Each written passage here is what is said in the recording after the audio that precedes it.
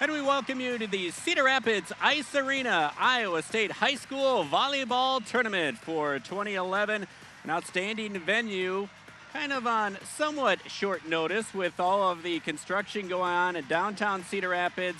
The Girls High School Athletic Union decided we want to keep it in Cedar Rapids, so we're here. A little bit different than the U.S. Cellular Center, but so far it's turned out, and we have seen some great volleyball so far. I'm Ryan Schlater along with Barb Randall. Ken Stock also joining us here for the broadcast here today. It's been some great tournament action with coming up in a few moments. We'll have Iowa City West High School taking on City High. The 3A matchups will be Bishop Heelan out of Sioux City, Waverly Shell Rock coming up taking on Heelan, and of course Western Christian in the 2A game, Dyke New Hartford, and then Trapoa and Lamar's Galen Catholic for the 1A contest. Barb, we've seen some great volleyball here. As I was mentioning here, it seems like all the kids, all the athletes, the coaches, everybody has been acclimated to it. It was a pretty good stuff. It's been a great tournament, and I'm getting rave reviews from all the fans and players. They like the closeness of the gym, so hopefully it'll be another great day. All right, we'll talk more volleyball right after this.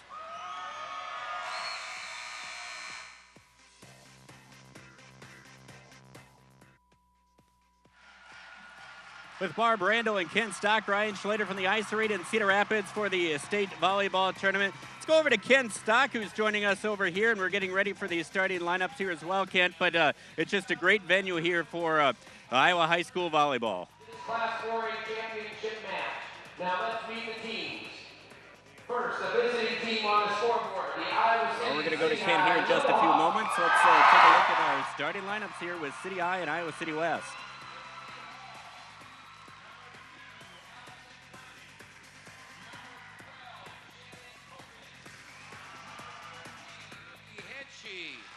Number 14, Ashley Gonzalez. Number 15, Aaliyah Gustafson. Number 16, Emily Kopnick. Your assistant coaches, Trisha Carty and Sarah Dolson. Now let's meet your starters for City High. Number 4, Abby Saylor. Number 7, Erin Muir. Number 8, Caitlin Ward. Number 9, Liz Hubing. Number 10, Rachel Reinhardt. Number 18, Michaela Nelson. The libero is number 6, Laura Shepard. The head coach is Craig Pitcher. Now the non-starters for your Iowa City West Women of Troy. Number 2, Carolyn Hartman. Number 4, Hannah Fairfield. Number 6, Hannah Harless. Number 10, Erin Weathers. Number 14, Lainey Whitehead. Number 15, Emily Merdinger. Number 16, Lynn Yaley. Number 17, Emily Carpenter. Your assistant coaches for the Women of Troy, Scott Sanders and Ashton Stelkin. Ladies and gentlemen, now your starters for the Iowa City West Women of Troy. Number 3, Molly Mason. Number 5, Hannah Infeld. Number 8, Olivia Meckes. Number 11, Shelley Stump.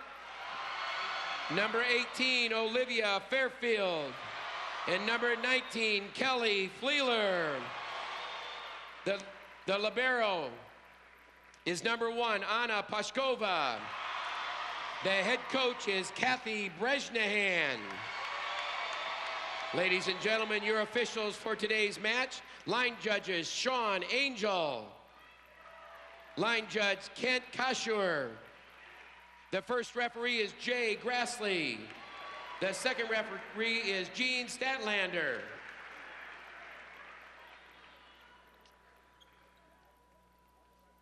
Ladies and gentlemen, at this time we stand in gratitude to honor those who serve.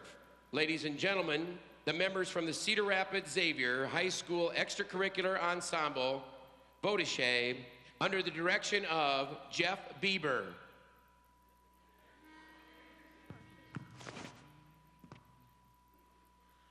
Oh, say, can you see by the dawn's early light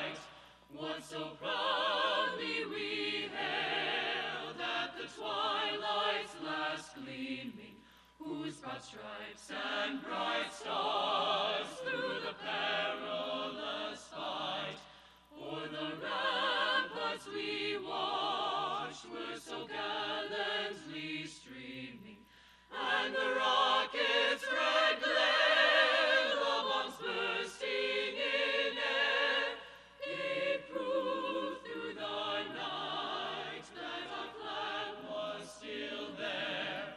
Oh, say does that star-spangled banner yet wave o'er the land of the free and the home of the brave?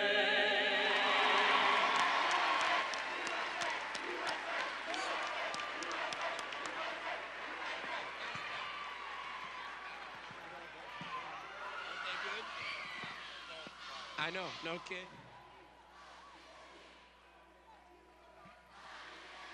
Nice. And we're getting closer to the start of Iowa City West and Iowa City City High. Take a look at Iowa City West here this evening. Barb Randall, I tell you what, it's been an up and down season for Iowa City West, but still managed a 38-6 record. A lot of talent here taking on City High, a team that they've beaten twice. City High, though, only 3 losses. That's right. Iowa City West lost their setter just a couple weeks before the season started, and so they've been playing the season for Caroline Found, and in fact, because of that, had to put a player who's not usually a setter into the setting role, and they've done remarkably well with that transition, which would be a hard transition to make to become a setter all of a sudden. Can't talk enough about Craig Hitcher and what what he has done here for the Little Hawks. So once again, trying to get that championship. It would be the 3rd championship as they're into the state tournament for the 11th time. It's one thing when we talk about Class 4A rivals from opposite sides of the state, and when you have a couple of teams out of the same conference battling it out, but the same school city. district. Yes. That tells you about how important volleyball really is to Johnson County. That's right. They love their volleyball, and I think this is, I think we may have most of Iowa City down here rooting for it, half and half, and it should be an exciting match because there are more rivalries built into this than anyone probably can imagine. All right, and we get set for the start of this morning's volleyball, 1 of 4 that we're going to have for you here today.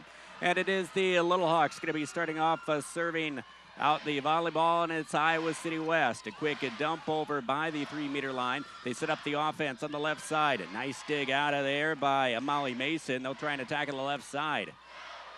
And again, good defense for the Little Hawks. So that one goes down just off the hands of Olivia Meckies, and point number 1 goes to the Little Hawks of City High. Nelson did a nice job that time for City High, hitting the ball between the blockers' hands, what we call splitting the block.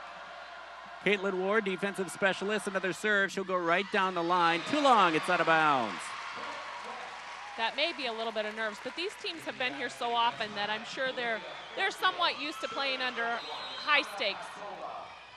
Anna Pashkova, the libero. Here they set it off to the left side. They'll try the down the line. It hits the antenna.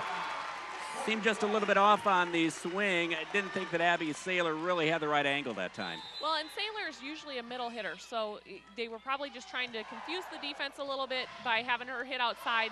But unfortunately, the set was just a little far outside, and she hit the antenna, which is considered part of the line and is out. Stump, couple of consecutive swings. That time, she's had a great angle on it. Went for the left quarter, dumps it over. And Iowa City West up 3-1.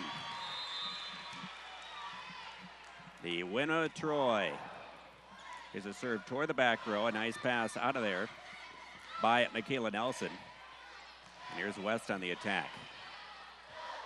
They'll go right down the middle. Tries the corner, and just a little bit too long on the swing for Abby Saylor, the junior middle hitter. And Iowa City West on a roll, 4-1. This is good for Iowa City West to get off on a smart start here.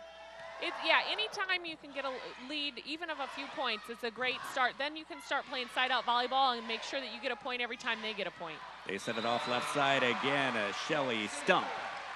Well, and this is a special day for Stump. If pregame was anything, the whole West contingent here sang happy birthday to her, so I have a feeling it may be her birthday today. Get you fired up. A serve just off of the hands of Anna Poshkova for Iowa City West, the women of Troy. And for the Little Hawks, down by a point here early on, 4-3. The pass by Meckies. Dug out of there, then they'll try the set, going back off to the left side and off the tip and down. The kill by Rachel Reinhardt, the junior outside hitter, leads the teams entering the tournament, or second, I should say, for City High with 270 early on. Got a nice swing from the outside, and we're tied up. Quick pass in the back set. They go off in the tip, almost a lift, but doesn't matter. The shot goes out of bounds.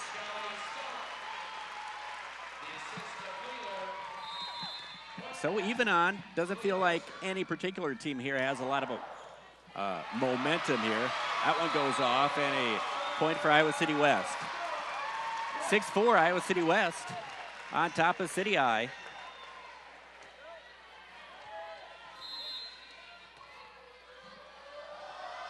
And the jump serve.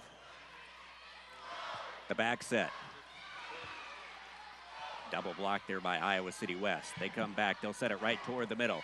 Swing taken by Olivia Fairfield. Dug out of there. However, Iowa City High just not able to maintain it and knock it over. So that's Iowa City West again, leading at 7-4. I have to say, City High's looking a little flat today. When they played Ankeny yesterday, they were on, and they need to get their passing going because they need to get Saylor going in the middle. That was one of the keys yesterday in their semifinal match against Ankeny.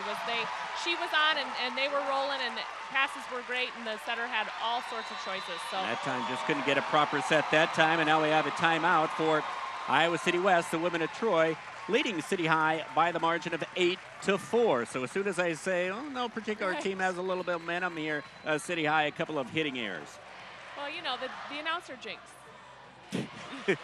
Started early today. Quite familiar with that. But if I were a Craig pitcher right now, I'd be talking about, hey, you know, just relax. Yes, it's a state championship, but just relax and play your game. I mean, they have a lot of weapons they can use. They even if they don't have a great pass, they can throw it outside to Reinhardt or Hubing. I mean, they can put the ball down. They did a great job with that yesterday against Ankeny. And just relax and play your game. Make sure that you're moving, you're touching every ball, and they'll come around. The battle of the spike won by the women of Troy early on. I like seeing those little Hawkeyes. We need all those little kids to wear little Hawkeye shirts and grow into Hawkeyes. Another jump serve, much better pass. They set it to the outside. Yankees, nice dig from the back row. They'll swing it. Ooh, another dig out of there by the City High Little Hawks. Caitlin Ward able to set things up, but a little bit too long, and that's Iowa City West. Another point, leading it by 5, 9-4. And that time Reinhardt was just a little bit under the ball, so it went up first before it went down. The key is to keep the ball out in front of you so you're extended and you're hitting the ball. The trajectory starts down. Shelley Stump, net serve. The Little Hawks back with it. Rachel Reinhardt. Quick set toward the middle, pounded down. Olivia Fairfield, the middle hitter. That was a great swing by Fairfield. West had 3 blockers up. There was a hole in the block, but there were 3 blockers up, and the back row defense couldn't do anything about it. Fairfield had her way with them that time. Comes in second for Iowa City West with a number of kills. There's another point for the women of Troy, and a 6-point margin, 11-5. Right now, to me, it just boils down to passing. City High just needs to get a pass, play their game. That's a good pass. They can run the middle. They run the quick, and there's a put away by Abby Saylor. And Saylor, when she's on, she gets fired up. She's a fun player to watch. And Saylor to serve it from the right side, charges, floats that one out. Oh, and for the women of Troy, it just looked like Molly Mason backpedaled, had to two-hand push it. Well, and that rule has changed some in the past year. You can now contact it and have a double contact on the first contact, but you can't lift it. And that time the official, Jay Grassley, who's a tenured official, he knows what he's doing up there, saw a lift. You can't lift it. The margin is 3 for the Little Hawks. And for Saylor. There's something going on with the Coach Bresnahan talks to the floor official and does some pointing up top. Not sure what the problem is. Looks like maybe they have a out of rotation or something, but not sure. And we're way across the other side of the court, so we can't hear them. Need to mic the coaches. How about that? Yeah, could be dangerous. Yeah, right. I don't think the coaches would be very gung-ho. Especially Brez.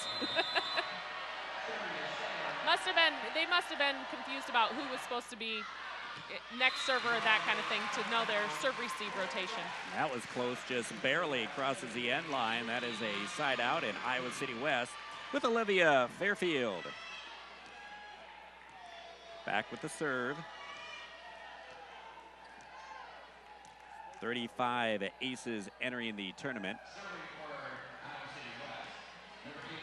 Substitutions coming in here for the Little Hawks. And it's too long. That ball looked like it caught an air current or something in here. It was a floater anyway, but it did look like it kind of caught an air current and took off.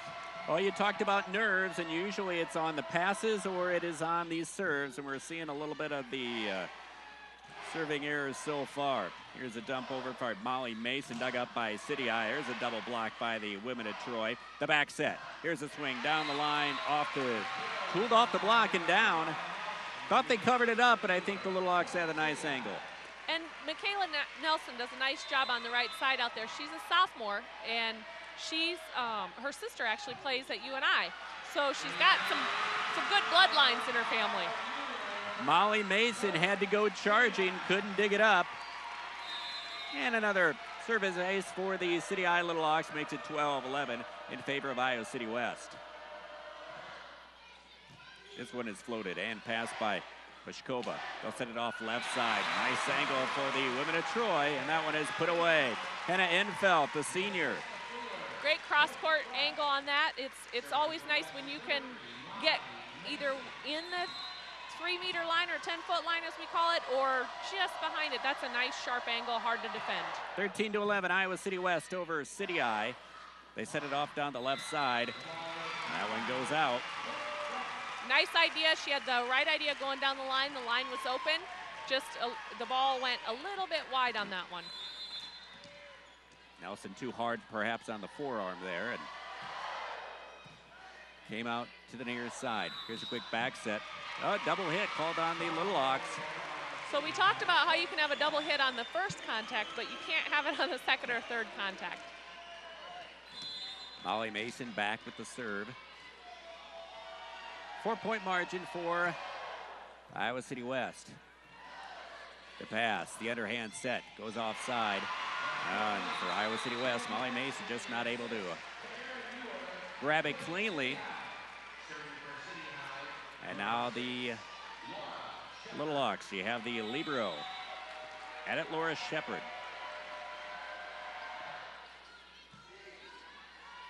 Pass by Mason. They set it down toward the middle. That's Enfelt, just a soft hit. Here comes City High, back the other way. Pushed over the quick set. They go off to the left side. City High. Nice hustle by Whitehead, almost into the tables on the side of the court there, but you know, and that's all you need to do to get back into the game is keep getting touches, and eventually you'll get to the point where you're feeling comfortable and can play your game. Dumped over by Enfelt. They go quick, tried to get the angle. That one appeared to be blocked, however, nicely off the carom that time for City High. She just pounded it. That's right, and that's what we call a tool. Using the block, and there are outside hitters that are fabulous at doing that, and some of them, that's how they get their kills, because if you can use the block and keep it on your side of the net but out of bounds, the other team can't get to it. Whereas if you go off the hands and it stays on the other side of the net, they can still get that ball. And we're tied up 15. Shepard, Mason, they go opposite side. Off the carom on stump shot, and the lift. Give it to Iowa City West.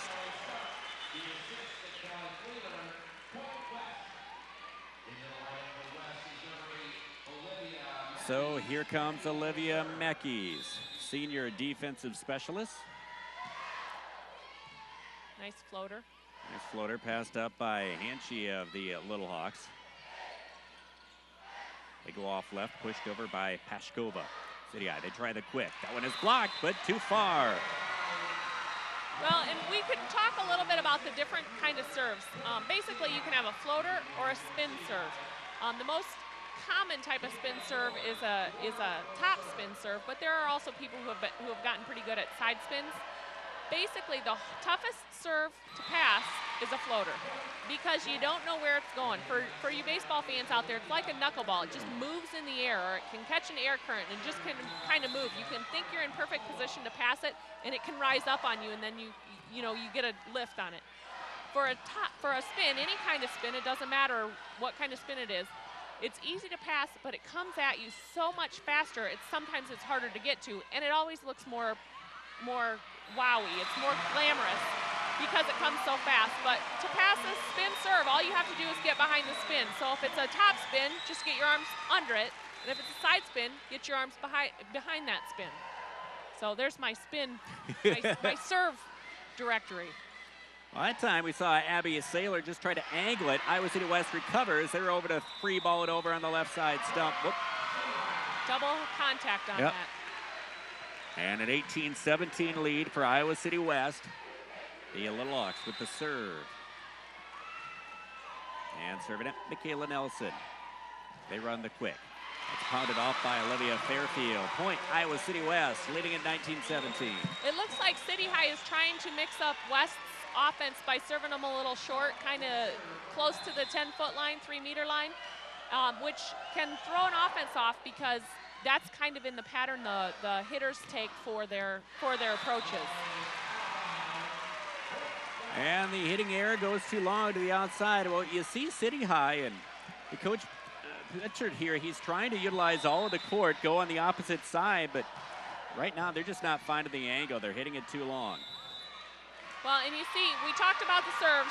Stump is a perfect example of a spin serve. It's a top spin serve, and it looks really pretty. It's a nice hard hit, jump serve. She has a lot of power behind it, and it looks really pretty. I'm not sure what the... Oh, that time, we can talk a little bit about that. What happened on that ball was the West player contacted the ball when it was on the plane of the City High side. And you can't touch the ball unless it breaks the plane of the side, breaks the plane unless it's an attacked ball. If it's an attacked ball and you're blocking it, that's the exception. 21-18, the women of Troy trying to win this first set. Back and forth here out. Here they send it off to the right. That one put away Abby Saylor. That's a slide play, and that's for any basketball players out there. The approach for that is a lot like a layup. You take off 1 foot. It's hard to block that, so when you're running an offense, it's nice to throw some slides in because it is a very hard ball to block. That one trickled off the antenna. And unfortunately for the women of Troy, Lainey Whitehead, the freshman, backpedal, just didn't know how that one was going to carry him off the tape. So City High down by a point, net serve. And Iowa City West by 2, 22-20. And for people watching that may not have seen volleyball for a while, volleyball used to go to 15, and it used to be scored whoever served got a point. And now it's anybody who wins the point gets a point, and it goes to 25. You still have to win by 2. This first game is a tight one, and they still have to win by 2, but whoever gets to 25 first wins. We've had only one timeout by these teams, taken by City High. And then so far back and forth. Pashkova, they set it. Fleeler goes off to the left side on the set. That one is put down. City High again.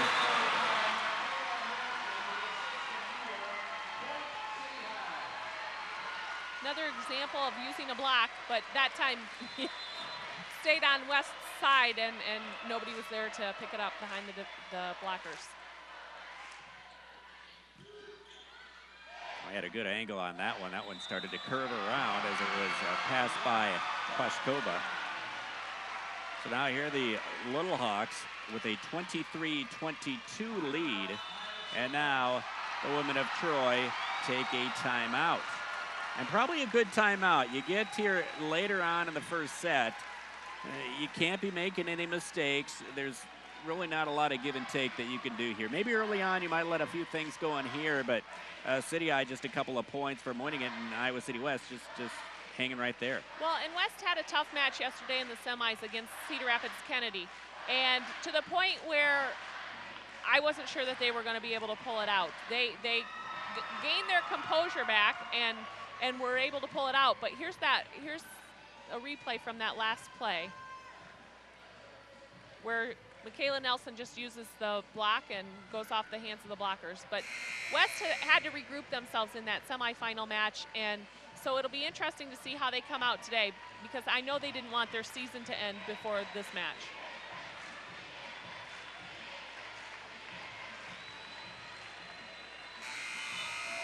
Well, following the timeout, City High returns to the floor first. They put the floor on top of the ice here in the Cedar Rapids Ice Arena. A little bit chillier here, but with more folks coming in, it warms up. They tried the back set. That time it just seemed like the execution just very poor for the women of Troy. It looks to me, even on both sides, it looks like people are having trouble getting their feet to the ball. And in any sport, the key is get your feet to the ball. So no matter if you're in any skill in volleyball, no matter what you're doing, you have to get your feet to the ball or you're going to have some issues. And so they just need to work on getting their feet to the ball, both sides. So City High a point away from taking the first set in this Class 4A state championship game. Craig Pitcher visits with his City High squad, and I'm sure he's telling them, look, let's get this one. I mean, so many close matches that we've seen here at the state volleyball tournament. I mean, just look at what the Little Hawks did to start off. 26-24, 26-24, 22-25, 25-23 against Ankeny. It was close all the way throughout. And then here, finally, the timeout, and net serve. Good timeout, Coach Bresnahan. That's why you do that. Molly Mason to serve.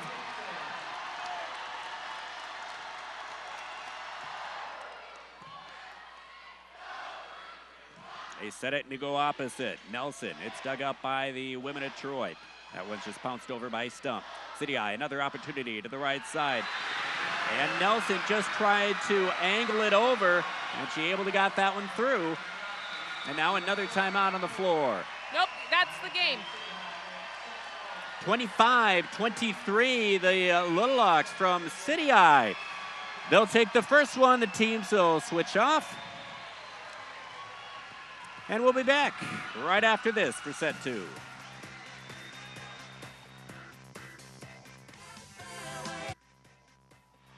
We're at the Cedar Rapids Ice Arena, the women of Troy and the City High Little Hawks. Glad you could join us here on KCRG Weather Now and KCWI.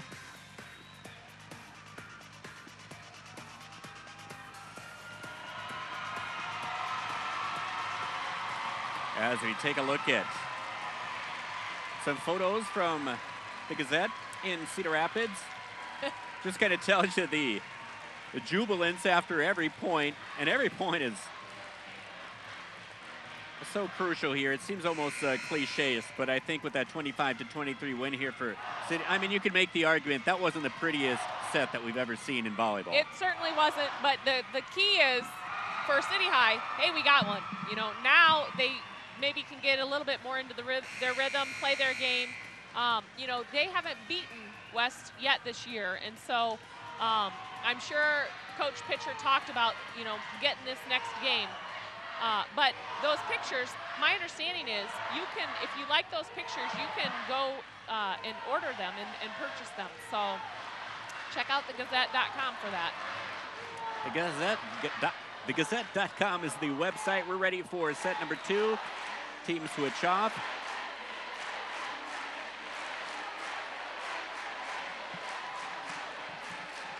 You can see the Iowa City West Trojan players in their blue t-shirts.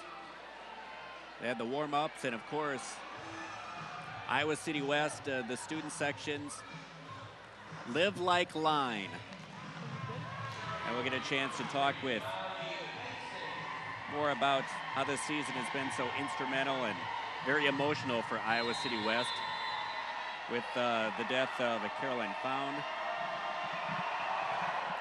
Died earlier this year in a moped accident just prior to the season. That one's put away by the City I Little Hawks. Great line shot by Reinhardt. West was playing player back defense, which means the corners are open, and that was a great shot by Reinhardt.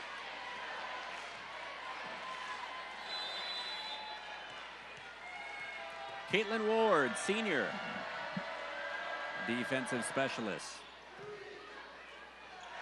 Fleeler goes off to the left side. There's an attempt and put away. Shelley Stump. What's good for the Goose is good for the Gander. Another down the line shot. That was a player back defense where the line defender is about 20 feet in the court. So if you hit that deep corner, hard ball to defend. Stump's had some pretty decent swings here, but on several occasions, City Eye's been right in line there to block. Little Hawks able to attack. They'll go back off to the left side. That one deflected by on Reinhardt's shot.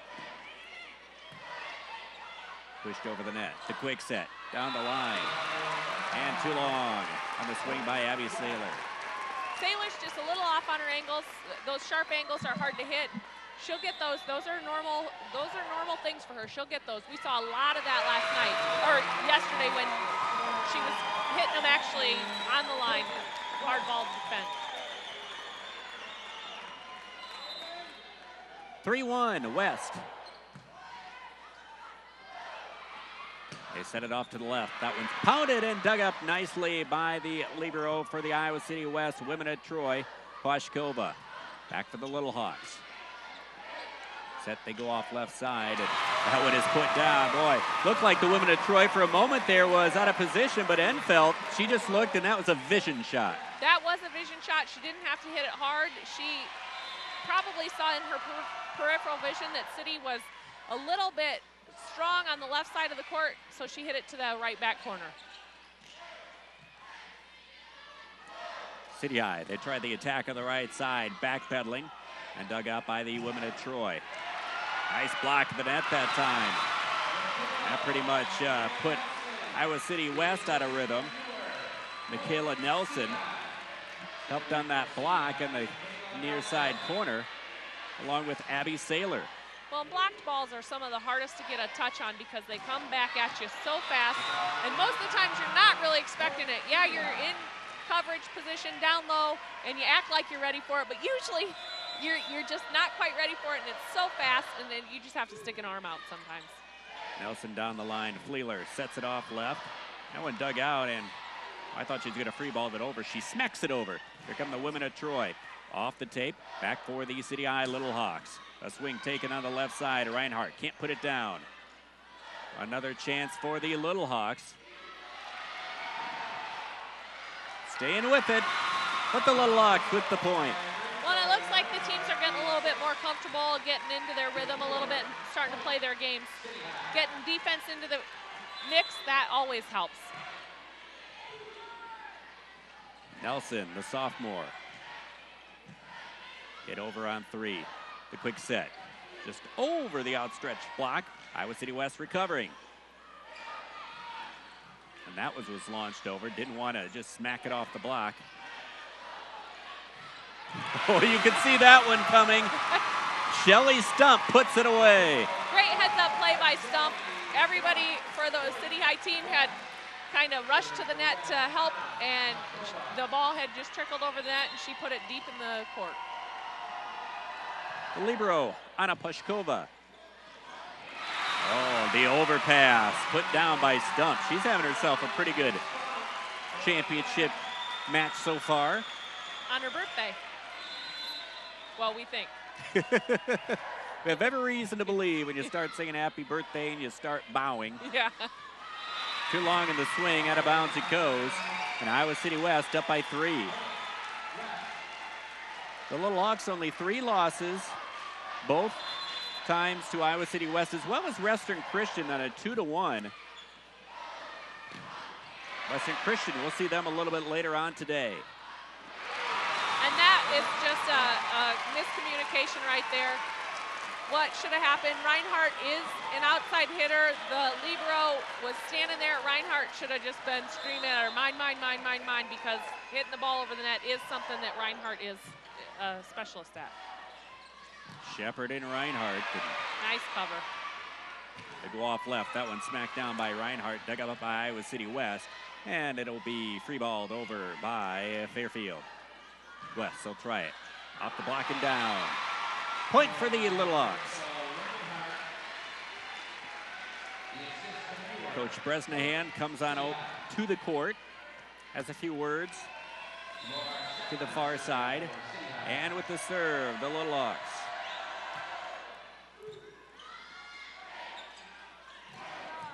Wheeler, and that one's put away. Olivia Fairfield, nearly 3 kills per set, 2.93 entering the 2011 state volleyball tournament. Dumped over on 2. Here comes Iowa City West. They run the quick off the block, put down, and that was a point for City Eye. Great defense by the Little Hawks. Well, great hustle by West. I mean, once you see your teammate going and just getting a touch on the ball, that becomes contagious, and pretty soon the next person does that, and the next person does that. Pretty soon you get the ball over. And a lift is called.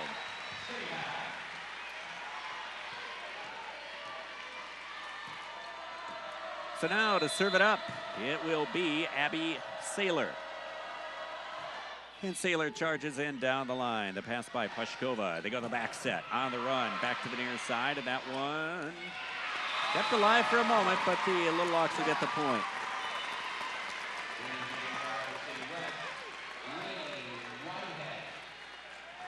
City Eye winning the first set 25-23.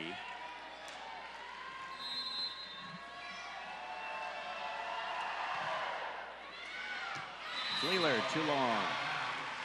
I'm kind of surprised in this day and age, we've talked about serving a little bit, but in this day and age, most servers have gone to topspin serves and jump serves with topspin, and we really only have one server serving topspin here today. Most of them are serving floaters, which I actually think is a better strategy. Floaters are way harder to pass, and in an arena like this where you have all kinds of air currents, you never know where it's going to go. West 10, City Eye 9. City Eye in the red jerseys, the Kelly green for Iowa City West.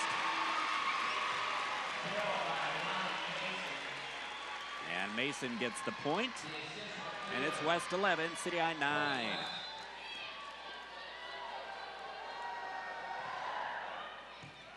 Loaded up, that's passed by Hanchey. However, Hanchey, I don't think steered it the way that you wanted to on that one. Well, and again, to me, it looked like that was the float serve taking place. She was in pretty good position, and then the ball just moved at the last second. Fairfield, they run the quick. There's a swing by Gustafson. Well, and that's a lucky break for City High because that ball was sailing out of bounds, but they called West in the net. And anytime the ball is being played up by the net, no player can be in the net. Liz Hubing, the junior.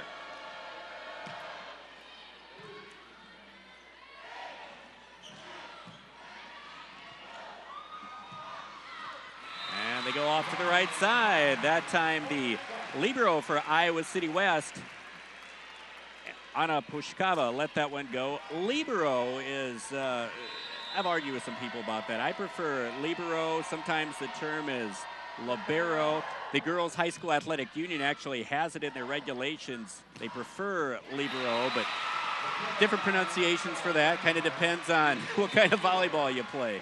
Well, and it is kind of funny. They do say that either term is correct, but it does come from the Italian word meaning free, which the Italians pronounce it libero. So we've kind of Americanized it to pronounce it libero, so you'll hear it either way. In both ways, they've said are correct, but I also do prefer the pronunciation libero. So I'm glad to finally be working with someone who prefers it that way too, because a lot of times I try and change to whoever I'm working with so that we don't sound dorky. They're always Might easy. sound dorky. They're always easy to spot on the court. They wear the opposite color jerseys as the teammates. Well, and the position is actually a defensive position. When they changed all these rules a few years ago, it was probably 10 years ago. I don't remember exactly which year it was, but they were trying to make volleyball more TV friendly because you could have a match in the old rules. You could have a match that lasted half an hour, or you could have a match that lasted 2.5 hours, and television could not plan for something like that. So to get more awareness, they changed the rules to try and make it so that the matches were more consistent, in a consistent length. So they changed it to rally scoring, 25 points a game, and then they were concerned with just having to be kill, kill, kill, kill, and not being fun for spectators to watch. So they added the libero position as a defensive position, a defensive specialist who gets to be in the game pretty much all the time. And there are some special rules for that, but I think I've done enough talking for now.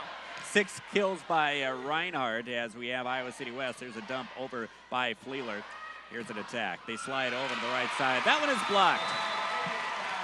Saylor tried to swing, and you know what? I talked to coaches. I remember in the late 1990s when they decided, let's make the 5th set rally scoring, and some coaches just hated it. You battled it out, and then you're going to do the last one rally, and now everything's rally. I think everybody's adjusted to it. Everybody likes it, and I think the libero has added more to the game, especially from the participation standpoint.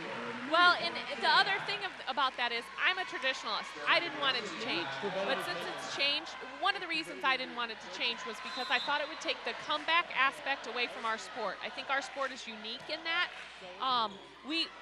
It's not timed. So it can take as long as you can to keep fighting and keep fighting and keep fighting until somebody wins by 2 points. But it really has proven we still have that comeback aspect. And so that keeps our game unique. An angle taken by the Little Hawks. That was Hubing. Hubing, 2.5 kills per set this season. And that's her second one here today. And a timeout. We're tied up at 15. City I, Iowa City West, 15-15. Iowa City West, victories over Abe Lincoln on Council Bluffs in 3. Had a great battle with Cedar Rapids Kennedy. Looked like Kennedy was going to make that. They made a great comeback, down 2-0, came roaring back, but Kennedy couldn't get on track. Iowa City West took advantage of some things and ended up advancing to the state championship contest. Well, and here's a look at that last play that we just saw before the timeout. As we see Craig Pitcher talking to his team about what's going on out there. Nice quick attack by Saylor, and then a quick transition out to the outside for kill to middle back. And it looked like that time Iowa City West was playing more of a rotation defense, which opens up that middle back position. They're all set for the block on the side. Wasn't able to react when City I set it out to the opposite side. So following the timeout at 15-15, City I is already up 1-0. The set down the line. Oh, that one's put away. Olivia Fairfield. You know, and I'm a former middle, so I really like the quick plays. When that can be executed well, it's beautiful. And high school teams do such a good job of exploiting that more than they used to when I was playing, which was quite a while ago. But it's so nice to see that run well, but it has to start with a pass. And Erin Muir, the senior setter, has had some really good sets in this set. You could say that 5 times fast. Yeah, I don't know if we can. I think we'll be saying that a lot here today. That one's put away. Well, and you can tell by the way City High is setting up their defense. They're trying to force West to go down the line. They had the block moved way inside. They gave a lot of line, and West took advantage of that.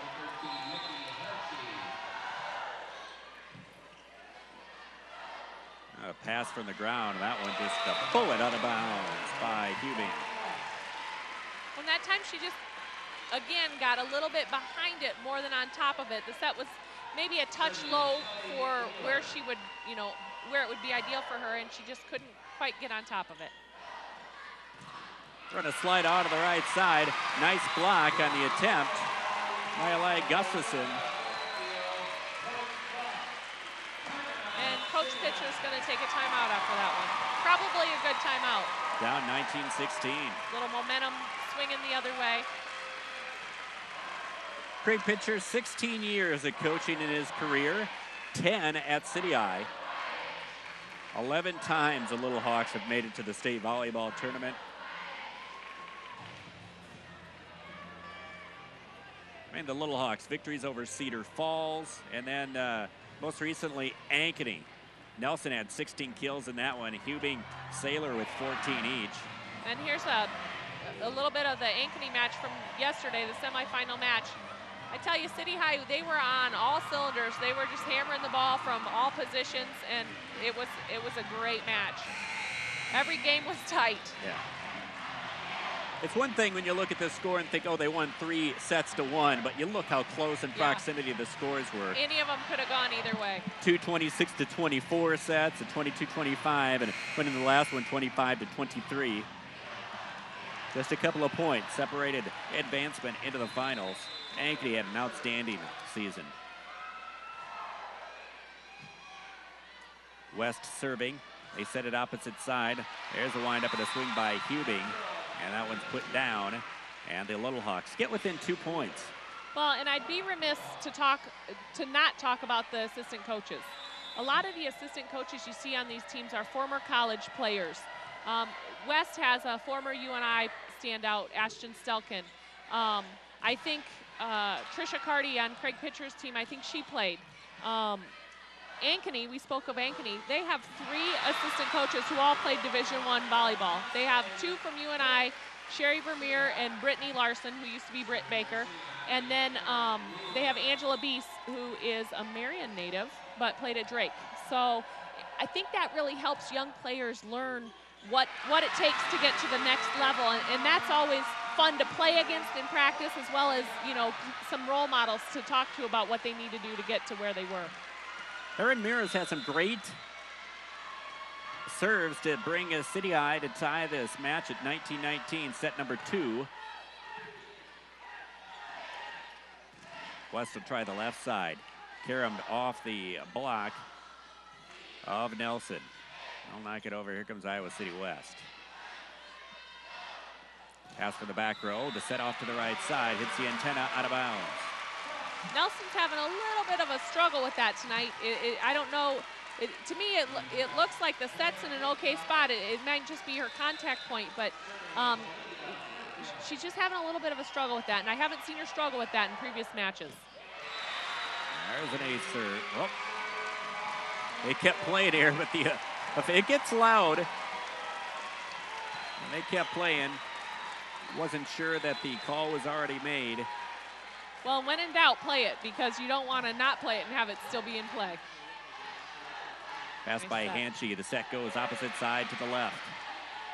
And for Iowa City West. The set was too long for Iowa City West. Now they have to play some defense. They'll keep it alive. And free balled over. For City High. They go the opposite side. That one's put away. Liz Hubing. I think the women of Troy were thinking Gustafson was going to get an opportunity in the middle, and instead they went opposite side. They went outside and left Hubing wide open with one block, and hitters of the caliber that are playing in this match today, they're most likely going to get a kill when they're up against one block. That one's put away by Rachel Reinhardt again, the junior. Another great deep hit. It's sharp cross court, but it's deep in the court, in the last 3 feet of the court. If you're not over there defensively behind it, you're probably not even going to get a touch on it, because it's so hard to get behind a ball that's that deep into the court. 21-21. Another close set. Well, and there's Coach Bresnahan. She's been in a few matches like this. She's been coaching at Iowa City for over 20 years. Or at Iowa City West for over 20 years. She took a break a couple years back and came back to coaching because the players asked her to come back. I think she wasn't maybe planning on having it be this many years. I think it's been 5 or 6 since they asked her to come back, but she does a tremendous job down there. The players love her. She was telling us a story about practice sometime this week. I don't remember exactly what day it is, but they do a theme practice every couple weeks or something. It's actually something that Caroline Found had kind of started. Okay, tomorrow's going to be tie-dye day, or tomorrow's going to be neon day, or whatever it is. So the players had a little fun with Brez this week, and they told Brez it's going to be Cowboy Day. So Brez, she doesn't have any cowboy stuff. She goes out, Goodwill, finds cowboy stuff, and then she comes into practice, and she's the only one in cowboy stuff. They all dressed like her. So they had a little fun with her this week. And she was a very good sport with it, too. Yeah, she is.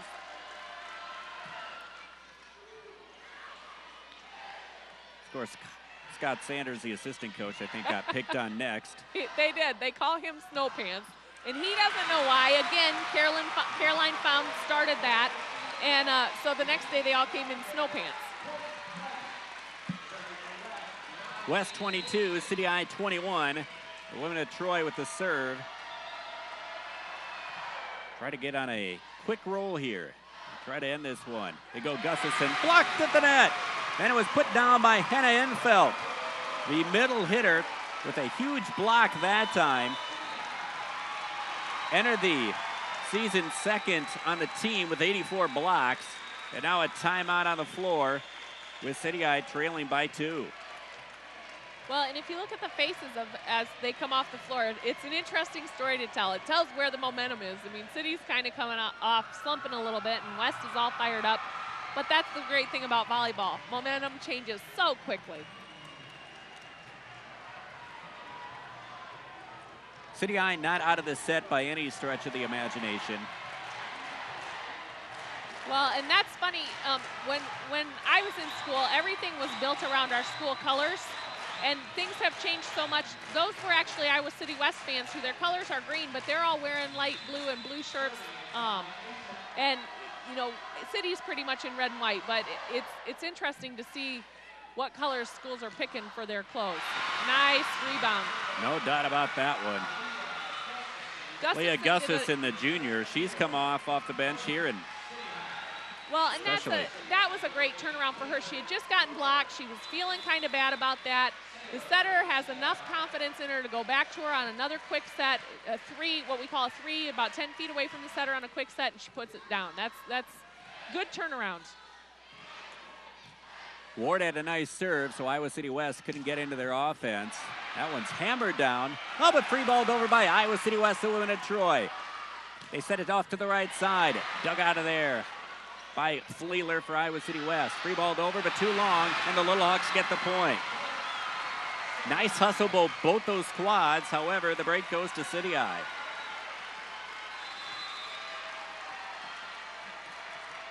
First one to 25 wins the set, but you got to win by 2. Tough serve. Just clears the tape. That one's down. Well, and that was a tough serve, and it was just over the top of the tape. Even if it would have nicked the tape, with the rule change that happened 10 or so years ago, net serves, for all of you traditionalists out there, net serves are now legal. But that one, it looked like it was clear, just barely. Oh, that one's not going to make it. No, that one goes right to almost in her teammate's head. But they were down. Trying to do the same thing again. They were down 21-23, came roaring back, and were serving for the point to take the set. So we're back to Iowa City West. And I think both these teams are used to these tight. In fact, both of them had several 24 games yesterday, sets yesterday. Oh, it was a nice dig by City Eye, and then it was put down by Shelly Stump.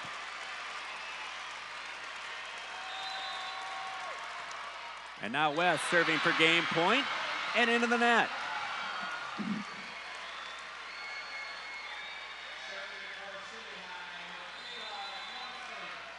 (25-25). Floated over. They'll go opposite side. Stump pushes over. Backpedals over the block. Good job clearing it. Oh, miscommunication. I think maybe that time City Eye's Sailor may have been anticipating a quick. Well, and it looked like they were trying to get it to her, but it was just a little bit. The timing was off a little bit, and there was some backups. The outside hitter and the libero both went to try and get it over, but neither one of them. It's kind of a you take it, I got it type of thing. That time Iowa City West had a chance to take the set. City High gets the point, 26-26. Now we're in overtime. Getting a little extra action. Stump pounds it and down. Shelley Stump. 9 kills.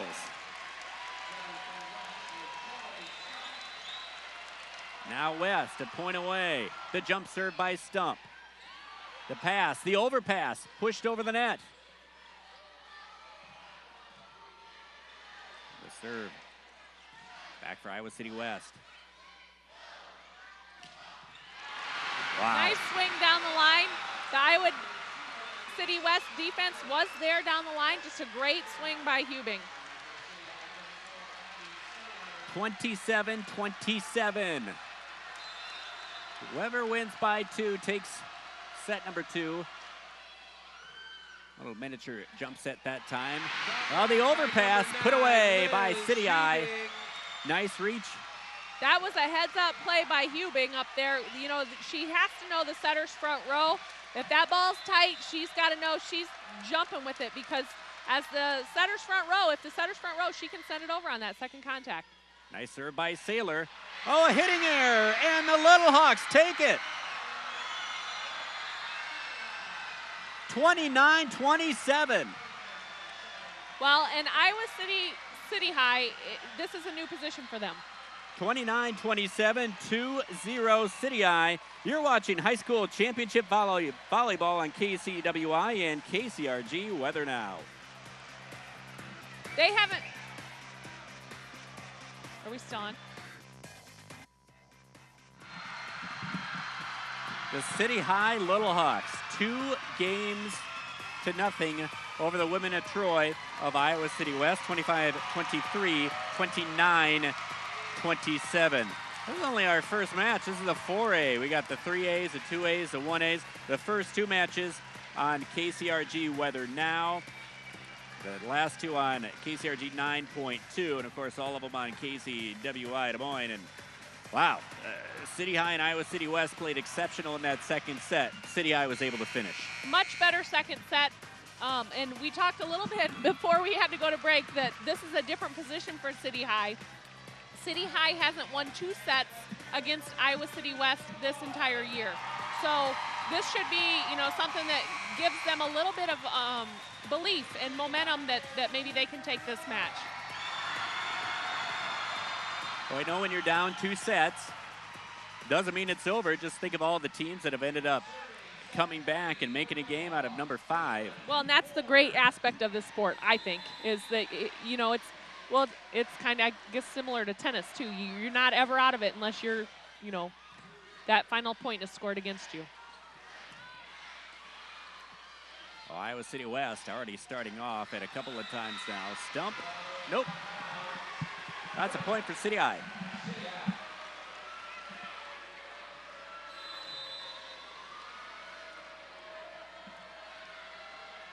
So 1-0.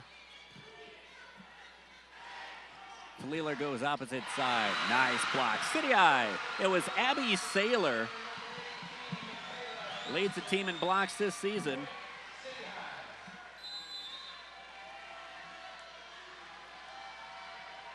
And Saylor can get on a roll up there when she's got her mojo going, so to speak, and she gets excited. She can get on a roll, both offensively and defensively. Pretty good angle for Enfelt, but City High was able to keep it alive. Back at the offensive end, and Stump puts that one down. Nice play by West. They ran 2 quick attacks, and so the blockers almost have to make a choice in that case, and that's a hard choice to make because they're both coming at you quick, and you have to try and decide which one's going to it. Anna Pashkova. With the set, they go opposite side. That one's put down. There's that one, the setter for Iowa City West, Kelly Fleeler, just mistimed it a little bit and jumped a little early and gave a wide open shot for the outside hitter, Reinhardt. 3-1. The pass to the middle.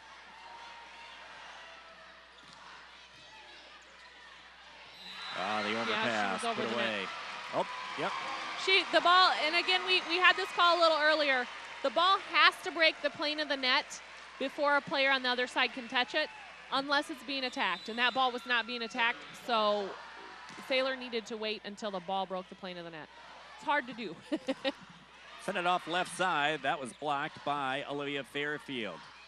City High another attack, and that goes between a couple of West players at stump. Hey, we got a souvenir right up here next to our broadcast area. Thought you got to keep it when it comes up to the go to the opposite side. Boy, that was just hammered, and a nice way to keep that one alive by Ward. However, goes for naught, and Iowa City West battles back 4-3. Now, I like it when players are aggressive, and I want players swinging the ball to send it over the net, but you also have to be smart about it. If you're not in good position to send it over in a tough, aggressive manner, sometimes you just have to get it over the net. Give the kill to Sailor. Had a good angle on that one, and Sailor wanted to beat the block. Well, and that's exactly what quick sets are meant to do. You get up early, right as the setter's getting the ball, the setter puts it in your hands, and you are up in the air before the block can form. Pushed over by Olivia Fairfield. And a block of the net. No, kept alive. How about that defense. time? Yeah, no doubt about that one by Nelson. Well, and Iowa City High is getting a lot of touches. They're touching everything right now, and that's what good defense does. It doesn't always have to mean a perfect up or a perfect play, but getting touches so the next person after you can get a touch, and then you can send the ball over and have another shot at it. The back set, Gustafson. Kept alive. Fleeler goes off, and the left-hander puts that one down, but it's dug out of there. White had a decent attempt, however. They'll try it again. This time they'll try the left side of the floor. Mason. Good D by City High. That one screams right through Hannah Enfeld. Well, and that was really nice because when you are going back and forth and you're transitioning from defense to offense and defense to offense, you almost always get the kill if you can throw a quick set in there because you can beat the defense back to their positions.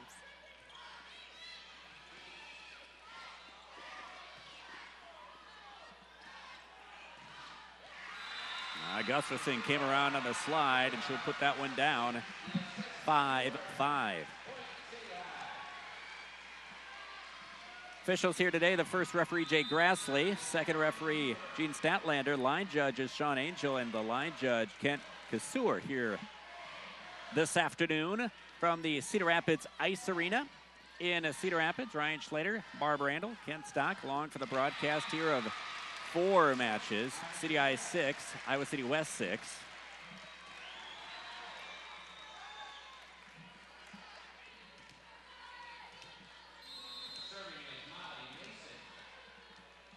So Molly Mason gets set for a toss upward.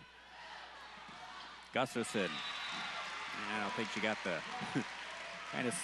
I think she almost had wasn't quite sure where she wanted to hit it. At the last time, she just took a swing in the hitting area there. Iowa City West takes a 7-6 lead now. For the women of Troy. And Mason. Nice swing. No doubt. That Good was set the up line there shot. by Muir as well. Yep, and they've been having great success with the line shots. And that time, their right side hitter, who does a nice job on the left side, as we just saw, just got right outside the block and put it down before it could get to a back row defender. 3 hits and over. That's all Iowa City West could do. It looks like Nelson's starting to get onto into her rhythm. She had a few balls earlier that were hitting the antenna, and she was not quite, her feet weren't quite to the ball, and it looks like she's starting to get into her rhythm. Nice serve. 4th in the tournament field with 3.38 kills per game is Nelson, as Iowa City West ties it up at 8. Well, and if I'm Iowa City High setter, I'm going to Nelson when we need a point. Even though she's a sophomore, you know, she can swing from any position, and she does a nice job of putting the ball down. The back set. Right over the outstretched arms. Did it go through? Yep, it was in, and it hit the floor before Iowa City West could get a hand on it. She played it nicely over the block of Shelly Stump. It's a tough ball to dig in the back row because it's almost in slow motion. The ball just goes up and barely over the block. The blocker can't get back down in time to get their hands on it, and the back row defender is so far deep they can't get under it. That one's put away by Hannah Enfelt. You know, we mentioned Shelly Stump had a very solid first set. And the second one, she came on late, and I think this is something that I think Iowa City West needs to do. Maybe there's a way to get Shelly Stump. It seems like when she has a momentum on her side, she really gets fired up. That's exactly right, and she's in every play. I mean, she wants the ball. She's playing tough defense. She's doing a great job, but they do need to use her to get this thing going. Luer, the back set, and it's put away. Give it to Michaela Nelson. Boy, just a sophomore. Yeah, they're going to have to, other teams are going to have to put up with that for 2 more years. That's right. And that time, you know, there was a hole in the block. The middle blocker for West didn't make it out there, left a hole, and Nelson took advantage of that hole. There's a kill by Abby Saylor, and it's 11-9. It's been close throughout. Yeah, I don't expect this to be over anytime soon. Nice swing. And a block. Oh, they're going to call 4 hits. On that one, it looked from our perspective, it looked like there could have been a touch on the block, but the refs have a much closer perspective. They can see what's going on. Didn't actually touch one of the blocker's hands, so when West played it again, it was 4 contacts. Fleeler has the back pedal to set up that one off to the left, and then Iowa City West knocks it over, and then able to take advantage, get the point. Stump will serve it.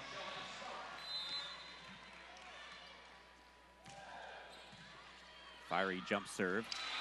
Little duel at the net that time, and give the point to Iowa City West. And that's West just saying right back at you. You can do something with an overpass, and we can too.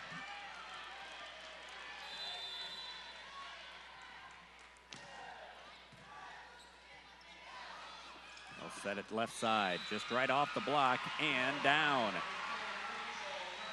Again, it looks like Iowa City High is trying to attack the line, and I don't know if you know, that's what West wants, and so they're continuing to do that, but they're having success with it. West may want to consider, you know, either moving the block over or making sure their defenders there. One of the things that when I coached, one of the things I would tell our back row defenders is, you know, when you're playing the sideline, get your foot on that sideline because you can use that sideline as another defender. If that ball is anywhere to the outside of your body, it's out if your foot is on the sideline. But if your foot is not on the sideline, you have to guess. Yeah, perhaps like in that instance, Fleeler maybe could have moved over now. Maybe they'll make that adjustment. Maybe, but that might be their game, you know, right. Their game plan may be we want them to hit line because we think we can play defense there better than cross court. Fleeler's serve just over the net. The back set quickly. It just trickles over the tape. Free balled over by Shelly Stump. They go off left. Deflected upward. And the left-hander for Iowa City West knocking it over the net. That's Lainey Whitehead. That's nice a point try. for Little Hawks. Yep. Again, getting those touches on the balls, that's going to fire Iowa City West up, and they're going to, you know, they're going to keep building on that. And that's how it gets started. It actually gets started with defense. With the lead of 1. She was still able to get a reasonably solid swing that time. Too long. Point Iowa City West. Now, if we see that, and just, you know, from what we've seen here so far today, we've seen City High hit a lot more balls out cross court. You know, if I were West, I would take more of that line and make them hit cross court until they can prove that they're going to consistently hit it in. Dumped over the net on 2.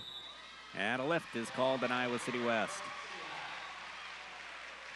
Well, we talked about it, and it's just really neat when these teams, they know everything about each other. They played each other throughout the season in the conference, and they face off to see who comes home with the state championship. Well, I mean, in the same school district. Yeah, and they've grown up together. They all know each other. They're all on club teams together. They know all each other's secrets on the court and off the court. I mean, there's everything's bare here. I mean, it's all out on the court, and that's the fun of a match like this. 11 tournament appearances for City High, 10 for Iowa City West. They expect to be in Cedar Rapids in November. That's dug out of there very well by Pashkova, the libero for Iowa City West. Pushed over the net, free-balled over by Hanchy of City High. There's Stump. There's Stump and another line shot, and again, line shots are hard to defend because they come at you faster than a cross-court shot does. Even if it's a hard-hit ball, it's a shorter distance.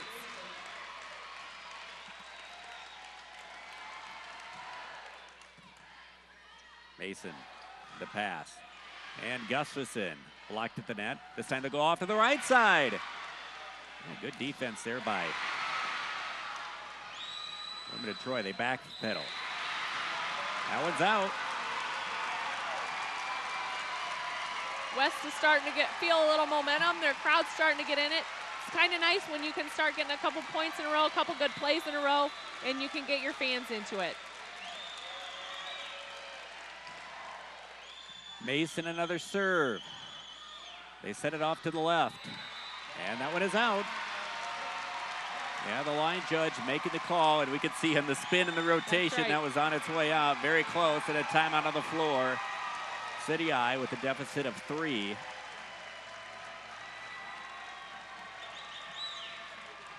You know, both coaches right now have a good opportunity to talk about this. Brez with Iowa City West, you know, her team's got a lot of momentum, but they also have a long way to go to get this match back to an even spiel. So she just needs to keep them doing what they're doing and staying positive. There's that ball. From that shot, it looks like it was in, but we are kind of on the line, and it was about a foot out. You know, and Coach Pitcher with Iowa City High, you know, he just has to keep them calm because they have not been in a position like this against West this year, and this is on a bigger stage. So I'm sure he's telling them, you know, just play your game, have fun out there, and you'll be fine. And you make a great point about the lines, and I think we're going to be watching how those line shots, because right now, you know, we're seeing Iowa City West, you know, try to double up on that block at the far side, but they will see some more of the opposite far side, near side passes and try to set that up on the far. Here we go back with it. Iowa City West. Nice serve, the quick Gustafson. One's tipped up, so Iowa City West with an attack. Stump pounds it. Point for the Women of Troy. Well, and Stump had basically a one-person block. There was a big hole between the middle blocker and the outside block that time. And again, a hitter of Stump's caliber is going to get a kill most of the time when they're up against one blocker. And for Mason. Oh, they'll call a double hit on the set.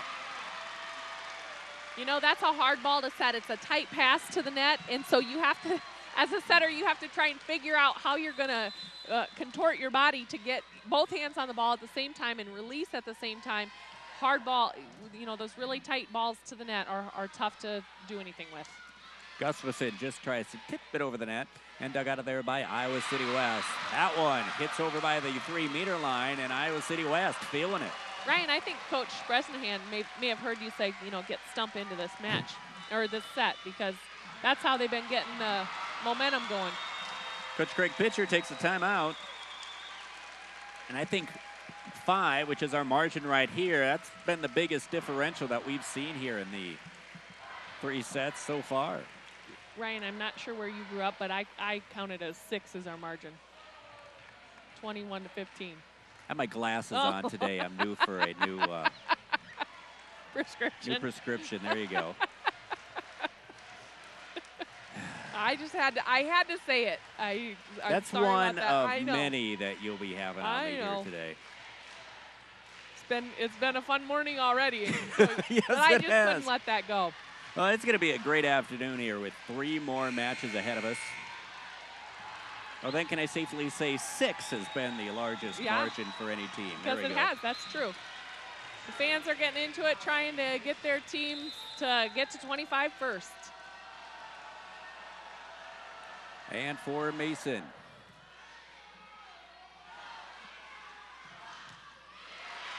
Boy, Pashkova's had some nice digs out of there in this set. And the officials have a conversation. It'll go to Iowa City West. City High thought that they had the block. Well, I didn't think it touched anybody's hands on City High's side, but maybe Nelson off the tape and argue. off. Yeah, Nelson didn't argue, so, or didn't act like it hadn't hit her hands, so it must have hit her. Oh, it's floated over. That one's going to be difficult. And Gustafson just barely able to get that one off the outstretched hands of Hannah Enfelt, as well as Olivia Fairfield. Or check that Fleeler, I should say. 22-16, City High with the serve back. And for Stump.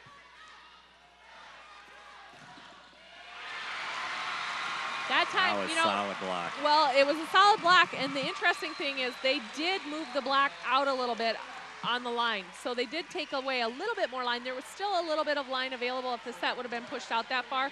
But they did take a little bit of line away, and it had a solid block and nowhere for Reinhardt to go. Now Stump didn't quite have the right angle, so she just had a nice push shot toward the far corner, down the line and through. Iowa City West, 24-16. Well, and for anybody out there who is always, when you're in a pinch and you don't know where to put the ball and you need a kill, which you always need a kill, don't you? Go for those deep corners. You know, those deep corners are hard to defend, and they're usually open. And Iowa City West will take it 16-25. 25-16, Iowa City West gets back into it, but City High still leads it 2-1. We'll be back right after this.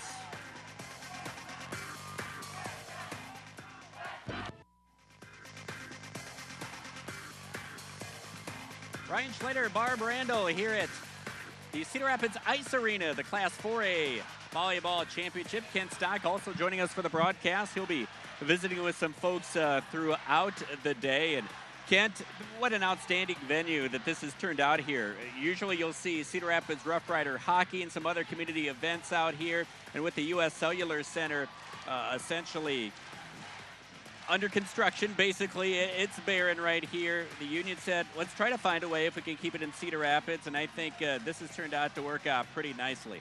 It's turned out to be a great facility, and I'm looking forward to interviewing the events manager to talk about how he got it done, but what an awesome matchup today.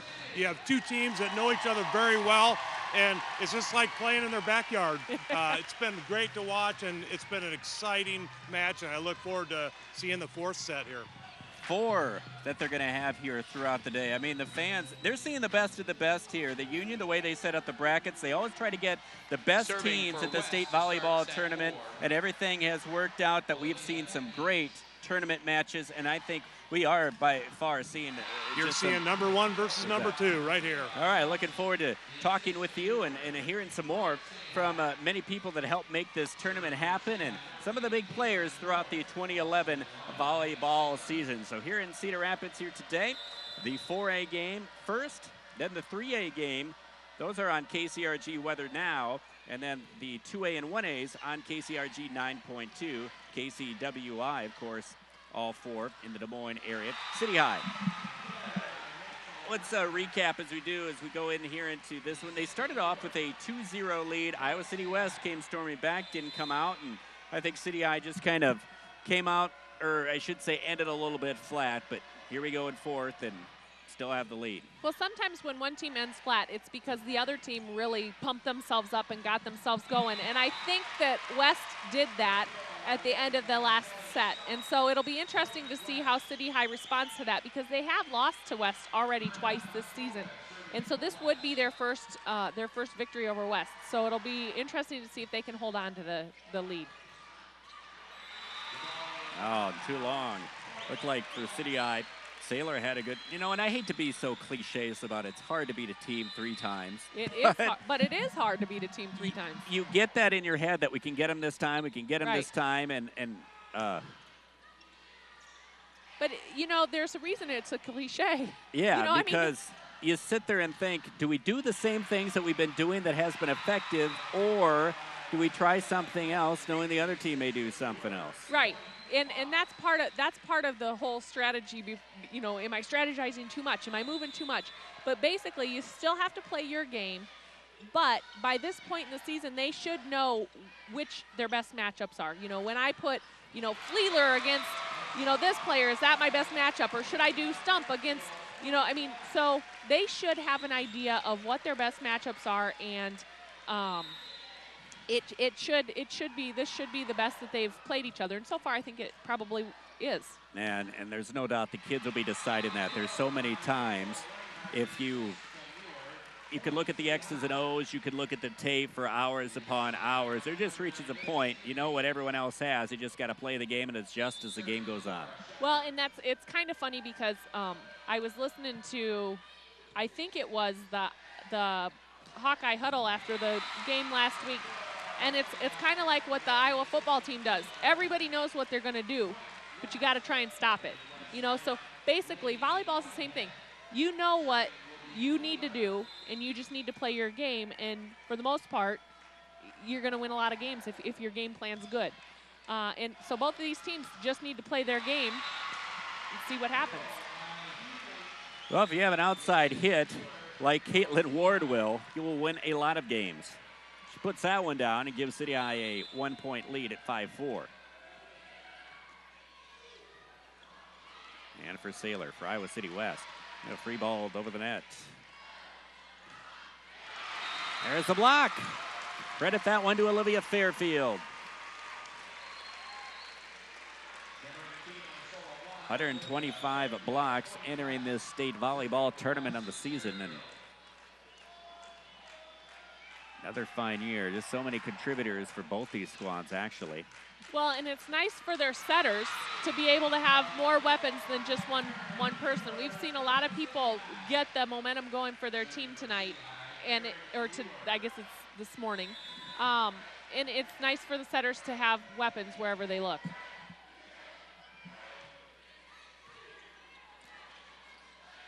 Viewer set. Off the tape, and that one trickled on the line. It's too bad when something like that happens because the player's there ready for it, and then, you know, it hits the net and rolls along it, and then all of a sudden they're out of position. City High 7, West 5. Muir again down the line of the serve. The pass, and for the outset, too long, out of bounds, and point City High. Coach Bresnahan a timeout.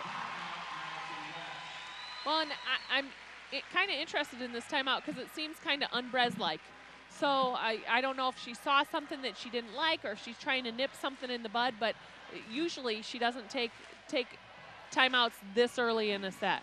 But maybe she's a little nervous about it. Like against Cedar Falls, kind of off to a slow start. She just let the game come to the players a little bit, and it did. But now maybe perhaps because we are in set number 4, maybe she knows they're playing City High. Here's that last play again. Tip right off, and it just kind of rolled along the net. Whereas, if it wouldn't have hit the net and rolled along the net, then she would have been in position right there for her. All right, following the timeout. We'll see if it was a good timeout.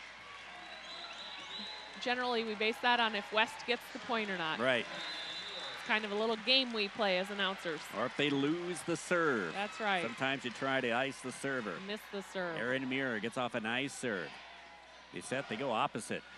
Well, and down. Good timeout. You know, I do think that on City High, Muir doesn't probably get enough credit. She's kind of one of the unsung heroes. She stays in there and she battles. She has a tough serve. She leads the team well, and she just kind of gets the job done and does what she needs to do and isn't flashy, and that's probably why she doesn't get as much credit as she deserves. Now they'll call the double hit on Iowa City West. And that'll give it back to the City Eye Little Hawks, leading by 3. Trying to take the 4th set. They took the first 2. But the women of Troy battled back. There's a pass by Molly Mason. They send it off to the left. Nice defense. You know, that's great hustle, great touches. Just the court ran out. You know, we ran You out of need a space. longer court, Yeah. no doubt. I'm not sure how they, at that angle, how they would have sent it over the net. But I mean, it just was, you know, right at the table. Yeah, almost fell on Dick Dirks, the clock operator over there on the far side. Knock over his 25 packs of chewing gum he brings to every match. Here we go off to the side stump, just able to dump it over. They back set it off to the right side. That one's pounded down by Michaela Nelson. Iowa City West gets it up, and they'll call the extra hit. And Iowa City West with the point. Well, and that, you know, talking about Dick Dirks, that probably is a nice lead-in for us to talk about all the people it takes to put on an event like this.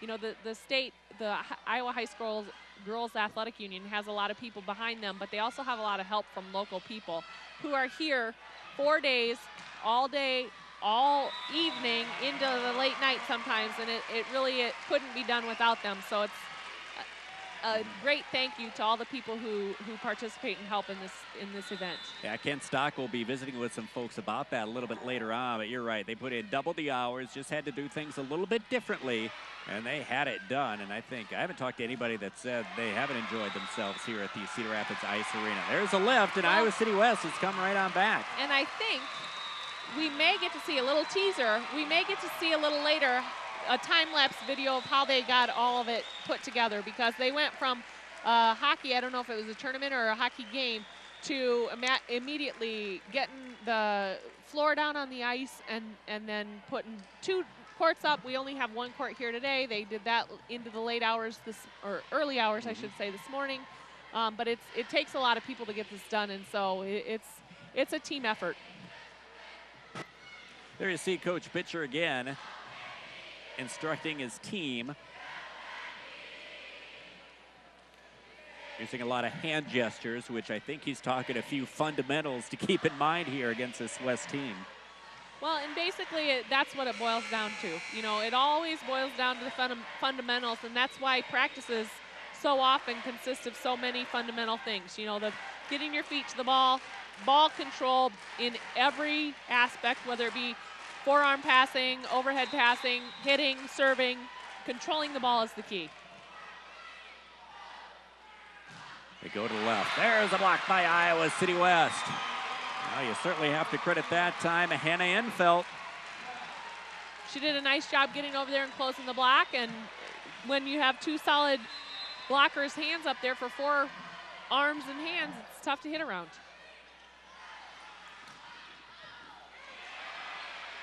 The defense by Iowa City West, but Gustafson blocks it back the other way.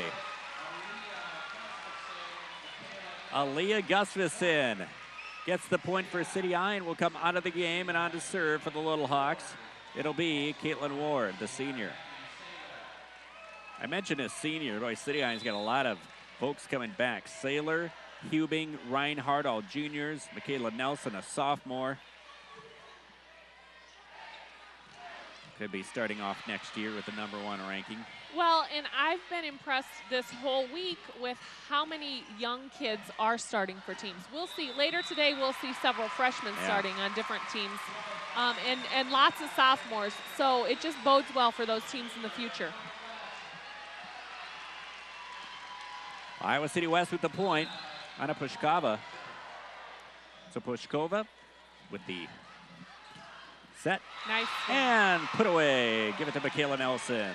Well, outside here, there's another one of those younger players, a sophomore. Just a bullet cross court. That's a nice change for her. She's been trying to hit line, and has been having a little bit of trouble with that line shot.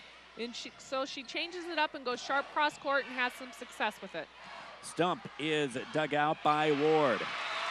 There's a battle and won by Iowa City West.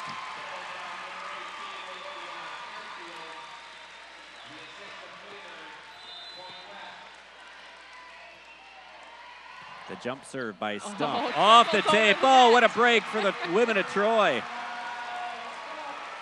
I guarantee you that was not In the way game it was plan. supposed to be No, orchestrated, no doubt. There is no signal for just trickle it over the net.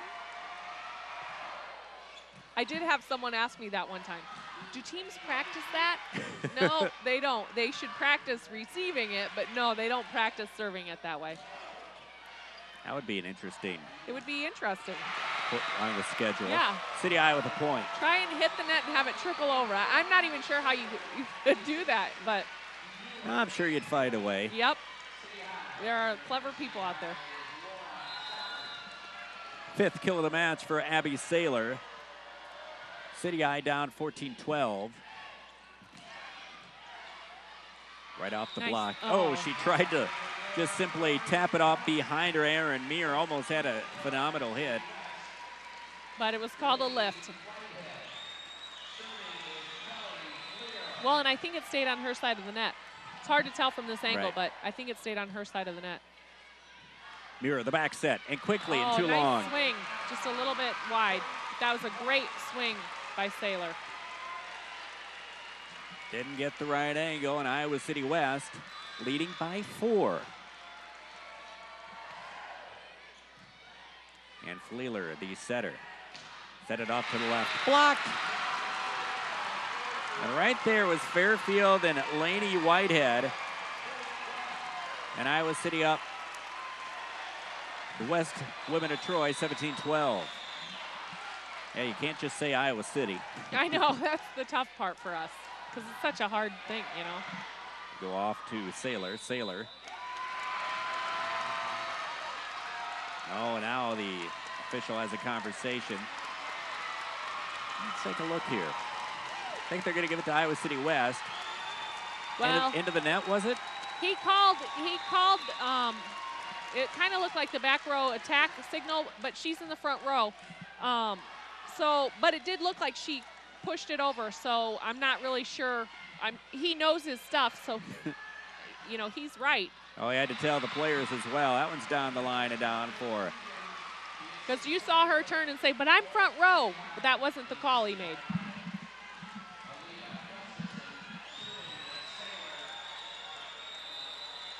So for the Little Lux, here's Abby Saylor. Stump, Fleeler, the set blocked. And out, give it to West. Boy, how about Iowa City West down 2-0, rallying, and now they've got momentum going their way. But it won't stay going their way for long. There will be something that will trigger it going the other way, and it goes back and forth the entire time. another solid block for Iowa City West. Hannah Enfelt, as well as Laney Whitehead. And they've really solidified on the side since we have another timeout. Well, and that's one of the things, blocking, we talk, in the sport of volleyball, we talk a lot about blocking being a feast or famine sport, which means a lot of times you'll be on a roll of just block, block, block, block, block, and then a lot of times it's, oh my gosh, I can't buy a block. And this is really proving it. The first couple sets, you know, it was kind of a famine, and now Iowa City West is feasting on blocks.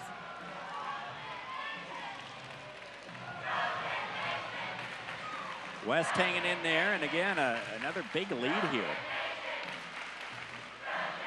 So Craig pitcher, let's see if he makes some adjustments.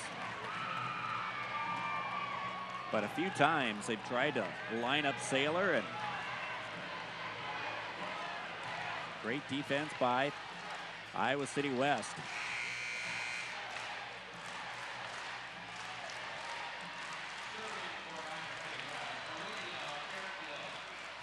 And they come on out of the floor. West still serving.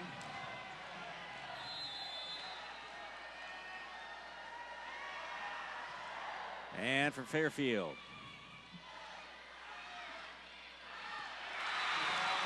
Well, and then there have been, you know, like, there are some things like that where it's just not going your way. And so sometimes you just have to pull it back a little bit and be, you know, maybe take a little bit of the aggressive off and just make sure you get it in, or make sure, you know, you just are a little bit less aggressive to just get the ball rolling back your way. Now when it's a tape, so back to City High. Got their work cut out for them. Well, and I shouldn't say this because I don't want to jinx her, but Muir has a tough serve. But they've gotten a lot of points when she's been back there serving. Sorry, all you City High fans out there. The broadcasting jink applied. Shouldn't have said anything.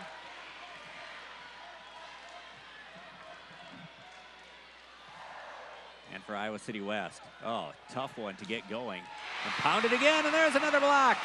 Hannah Enfeld. She's having a great third set. She really is, and once you get the timing of the blocking of the other team down, it feels like your magic. You know, if you're having all these blocks all over the place, it just feels like your magic. Go to the back set. Well, they tried to go cross court. Unsuccessful for Liz Hubing. And 24-14. So City High gets their victories in the first two sets by close margins. And Iowa City West on the verge of taking the fourth. That one's put down. Nice. That was a nice, strong swing by Nelson. I know Nelson turned after the last time she got blocked. She turned to the coaching staff and said, what am I doing? What's going on? So she's lost a little confidence, but that was a great confident swing, even though West was in the net. The quick set. Dug out of there nicely by Hanshy. Oh, and how about that? So 25-15, your final in this fourth set. And Iowa City West, they're right back into it. 25-15, and we're bottled up at 2-2. And you're watching high school championship volleyball on KCWI and KCRG Weather Now.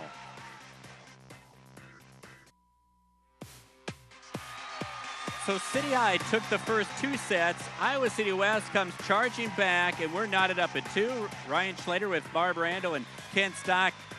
We're seeing some classic volleyball right here with these two teams battling it out, huh? Classic volleyball. You know, you go down 2-0, and you wonder what Kathy said to him in the locker room. I'm sure it was, hey, we were close, both sets close. You got to come out like you're starting brand new. So it's very exciting. I look forward to set 5. You good to see anything different, do you think, in this fifth? Well, and I don't see anything different. I think I see everybody coming out swinging away like it's 0-0. You want them playing that, you know, think about it. Don't think about play to not lose, play to win, and go out there and swing away. All right, well, we're about to find out here, and they will play to 15. So forget that 20. Well, I shouldn't say that. You got to win by 2. I wouldn't be surprised if it went to 25 again. Me either. I mean, it just kind of would be perfect for this matchup. Let's hear it for your Little Hawks. So the Little Hawks and the Women of Troy, the 4A game. West fans, let's hear it for your The Bishop Heelan and Waverly Shell Rock fans are watching on the sidelines. I think I've seen a few Western Christian and Dyke New Hartford t-shirts out and about too. Well, and I see some Waverly Shell Rock colors coming in. Of course, Terpola and Lamar Scaling Catholic, the 1A contest later on today. Everything you could ask for, a 5-game set for the Class 4A championship. Stump, the kill. Stump's got 17 of those today. Well, and that's a nice play. They ran a quick and then a higher ball right next to it. So the blockers were actually jumping with the first set, or the first tempo set that came in, and couldn't jump again on that higher set. It was a nice block by Olivia Fairfield, and quite frankly, City High just wasn't able to recover.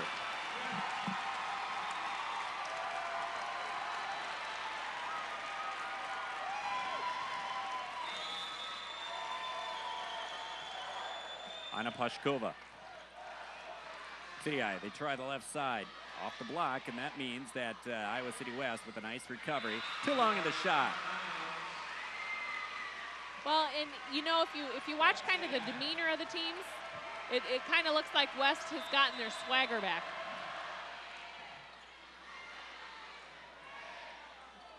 This time Pashkova has to pass it over to Fairfield, who dumps it over on 3. There's a bullet swing by the Little Hawks, Rachel Reinhardt. Reinhardt does a really nice job on the outside for the Little Hawks. She's one of their quieter players, you know, doesn't probably get a ton of attention, but she does a nice job out there for them. Back on the attack, lipped over the tape. Pashkova, they go down. That one's a hard hit by Olivia Fairfield. West up by 1, 3-2, set number 5. Winner of this one takes home the trophy. And the roses. The roses, no doubt. There's a huge thing of roses. Check them out. Yeah, they're beautiful.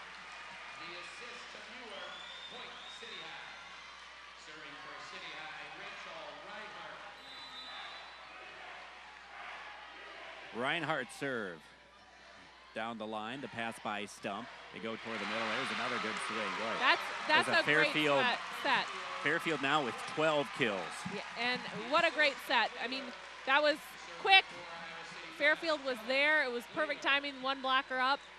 Nice play. Kelly Fleeler. Who isn't naturally a setter. She transitioned to be a setter this season. And that was City Eye with the point, and you're right. Kelly Fleeler being asked, called upon to set after the death of Caroline Found. And we've talked different occasions about after the moped accident. They've been playing with a heavy heart all season and throughout this tournament. Always a spot for her on the sideline as well. And that one goes down for Iowa City West. And if you see the shirts, there's those shirts say "Live Like Line." They called Caroline Line, and so they've dedicated the season to her, and this match will be emotional no matter what happens. Fairfield serve on the line. That one's dumped over on 3 by Hannah Infelt. Infelt heads up play there. She saw nobody was back in that corner. Rather than set it up for someone to hit and the defense on the other side to get in place, she just sent it over to a hole. 6-4 West. A serve. Craig Pitcher for Iowa City High wants a timeout. West 7, City Eye 4.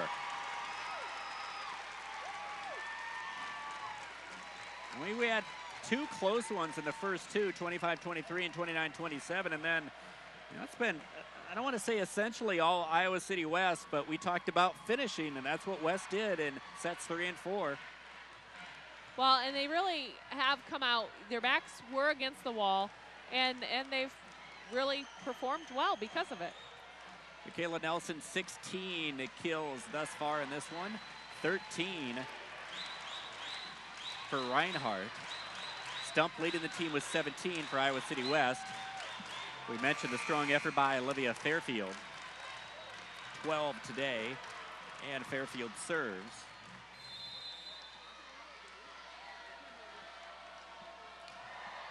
And for Fairfield, nice just over the line. The back set it. This is Gustafson.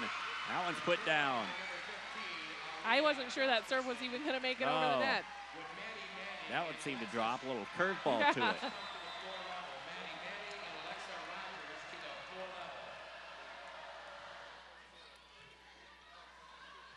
Pashkova passes Fleeler, and Stump dumps it over.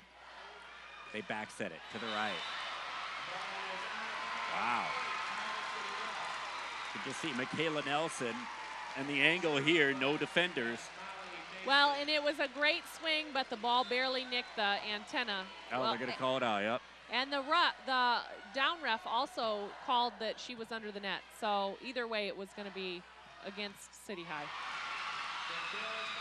Eli Gustafson, the junior. Another solid swing to keep City High alive. West 8, City High 6. And for the libero, Shepard. Nice swing. Stump says, oh yeah. You know, you wonder if these kids are tired after, emotional matches every day this week. And you see a swing like that and you think, nope, there's no way they're tired. What a great, strong swing. Whitehead's out. Olivia Meckies on to serve. Meckies, a back row player. Gustafson. Oh, they'll call it out. Oh, well, off the touch. tip. Yep, that's a City High point.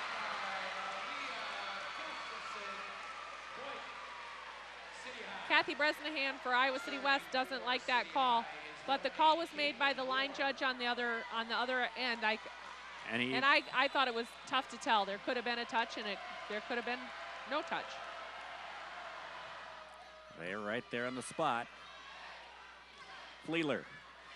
Now it's tapped over by Infeld. There's the Little Hawks. And that time I thought it looked like there was a touch. So it's hard to tell from my perspective. Maybe I need a new prescription too.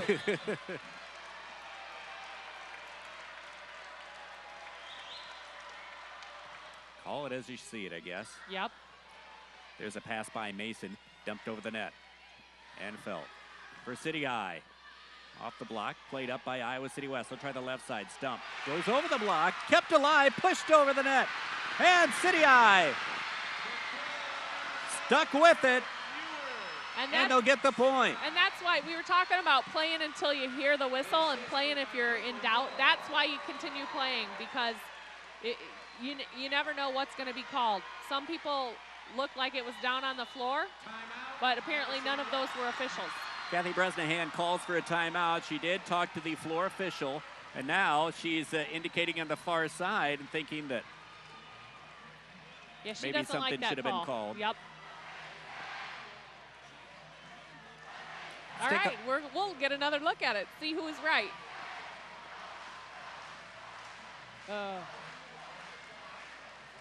I'd call it the way it was called. I'd still give it to City High on that one. I mean, even at least for the effort. I couldn't see anything different. So, in your mind, if we had replay, it wasn't enough to overturn. What's the football rule? It has to be obvious enough that it would overturn We're not the going call there, on the that's field. for sure. But regardless, it was a great play by City High. And oh, now a closer replay, because I didn't see it the way Ryan saw it. So I saw it hit her hand and then the floor. Yeah, I think it hit the floor. No, that was part of the backside of her palm. Okay. But that is part of the sport of volleyball too, and generally the ball set it has justice, you know, and so generally the next point you always just say, well, I guess that is the way it should have been, or whatever, whichever way the ball goes. Abby Saylor pounds it, but off the block and out of bounds, which gives it to Iowa City West, leading at 10-9. Winner needs 15 points and to win by 2. Oh, and that's going to be going down for Michaela Nelson. Everybody looked at the officials to see. Well, you can't always tell if there's a touch on the block from all the angles. That's why we have officials placed at all these angles, because it's hard to tell. Too long. Olivia Fairfield. 11-10.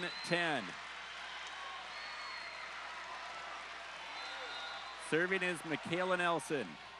Down the line, too long. And that's a good play. Number 3, Molly Mason, wanted to play that ball, and at the last minute she thought, oh, I think it's going out, and pulled her hands down. Great pull. She pull. knew where she had to be. Great pull. Stump with the serve. They back set it down to the right side. Nice dig out of there by Olivia Meckies. Free balled over by Stump. This time they'll go to the far side. Off the Kierman, down. Rachel Reinhardt. Key offensive play for the Little Hawks, and they convert. 12-11. Too long. Coach Bresnahan was ready to play that one.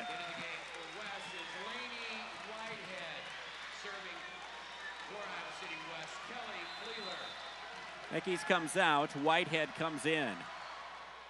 Nice serve. New front row player at the back set.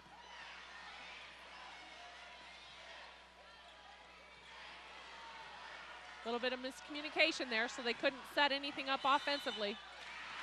Boschkova keeps it alive. Nope. Net foul on West. Yep, got too close. So City Eye, 2 away. 13-12 timeout. This is what state volleyball is all about. You think you might have it, you don't have it until you have it. That's right. That's exactly what this is all about. You know, half the time one side of the gym is just going nuts, and the other half is quiet. And then 2 minutes later, it's the other way around. You could throw some other sports out there when you have a big lead. Means nothing in state volleyball. The women of Troy, 38-6. The Little Hawks at 40-3. The third meeting between these two squads out of the Mississippi Valley Conference. Same school district, the Iowa City Community School District. It looks like they're trying to get the wave going, but it looks like it's Waverly Shell Rock fans, but it might be Bishop Heelan. I can't tell if it's navy or black, but they're mixing in with the city. Well, you're not like Waverly Shell Rock over there. You're not going to be able to tell with your prescription that you need. But yeah, the black and the gold, it looks like to me, which are good colors, is mixed in with the red and the white. Good call. That was a little bit close to be letting go from my perspective. I thought for a second there that it was an ace serve. Good eye on very her part. Close. Yeah, very good. 13-13. Fairfield. They'll set it back to the left side. It gets through. You know, that is a really smart play by Hubing. They've been hammering the ball all day, and they know the line's open. She didn't quite have her feet to the ball where it was set, and so she just tips it to a spot that's been open for her all day, and nice, smart play. Mix it up a little. Championship point net serve. Aaron Muir just stretches out, says my bad, and you go back to work. That's right. Dig a little deeper. 14-14, Molly Mason. And for Mason. Pass, it was over. Well, we're going to call the violation. That's a tough call because I don't think she was above the height of the net. You have to, okay, on that call, when you're back row, you cannot send the ball over if you're above the height of the net. Right. She punched it with her fist. I don't think she was above the height. She's pretty little. So to me, it didn't look like she was above the height of the net, but that's a judgment call, and it's a tough one to make. But what she should have tried to do is just tried to act like she was front row and stayed up there. No, I'm just kidding. Well, Iowa City West now, championship point. 15-14, got to win by 2. City I won the first 2. Iowa City West won the last 2. Nice hat. Is this the kind of afternoon we're going to have? I think it is. There's a nice hat by that guy right there. So the women of Troy. We all did. I think we all predicted this match would go 5 sets. Mason with the serve. They set it off the left side and through. Michaela Nelson. And one of us predicted it may go to 25 still, and it might. 18 kills for Michaela Nelson. Laura Shepard, back row specialist, will serve. Stump tries to get it over the row. They go left. Off the carom, played up by Iowa City West. Fleeler goes to the opposite side, dumped over by Stump. Nice dig out of there. And the free ball over. Here comes Iowa City West. So go left side, Stump pounds it and through. And a 16-15 lead. And another championship point. You know, this is tough as a coach because you want to be excited and be positive for your team, but you also have to kind of be calm for your team. And it's fun to watch these coaching staffs as well as the players.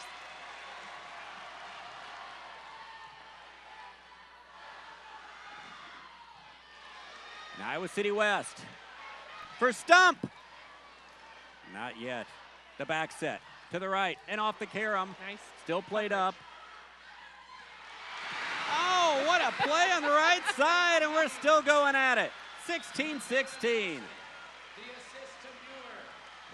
That's the play that saved that was that cover play by Reinhardt. She was in the right spot, ready to play that ball up, and that's key because West is doing a great job blocking right now.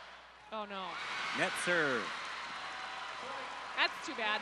You know, I hate to see when kids miss plays like that at a big time in the match. It just kills me.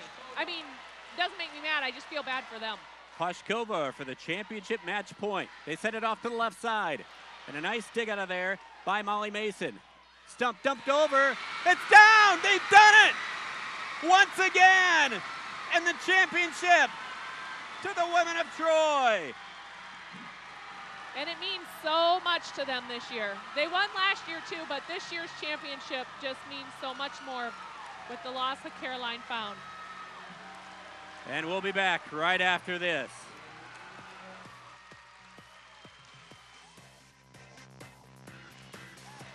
Already an emotional afternoon here as Iowa City West wins the Class 4A championship by winning the fifth set 18-16. Kathy Bresnahan sharing some hugs up in the stands with Caroline Found's family, the father.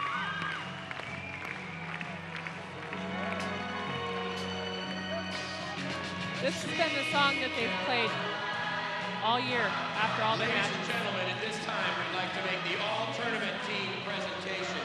Making the presentation will be Todd Glenn and Karen Brown. Now the announcement of the all-tournament team. Members of the Class 4A all-tournament team. From Iowa City City High, Rachel Reinhardt.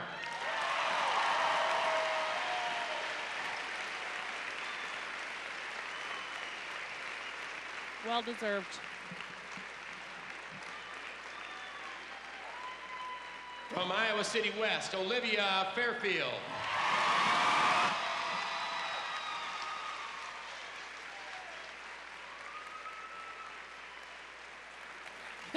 She got caught up in From this Cedar costume. Rapids, Kennedy, Alexis Rogers.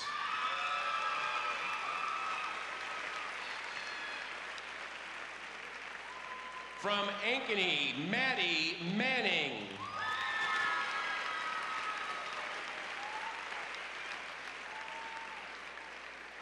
From Iowa City City High, Michaela Nelson.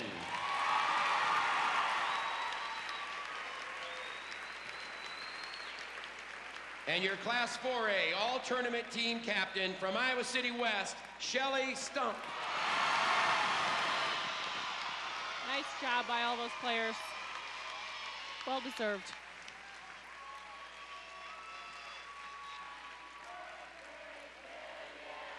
So Stump the captain. Kayla Nelson also a fine tournament. And they're singing happy birthday to her. I really do think it's her birthday. What an emotional day. Presenting the Boy, 4A if this is going to be awards. any inkling of what we're going to have Fun the day. rest of the day. Even City High, I mean, tears of sadness right Presenting now. the 4A awards, a Girls Athletic Union Board of They know the Directors, emotion Todd that's Wendt, involved. Chris Prelwitz, Carol Greta, Kevin Elwood, Tom Kinseth. At this time, we'd like to present the runner-up award to the Iowa City City High Little Hawks and head coach Craig Pilcher.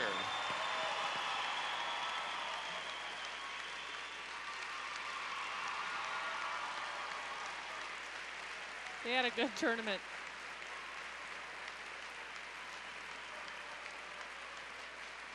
It's painful right now, but maybe one day it will mean something a little bit more to them.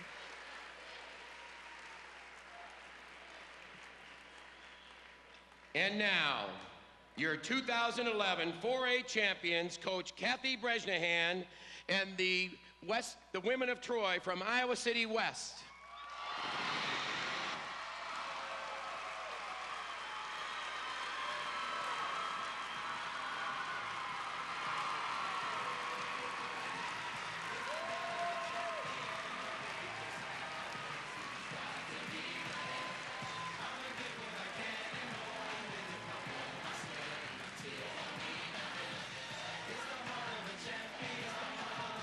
The champion Iowa City West Women of Troy.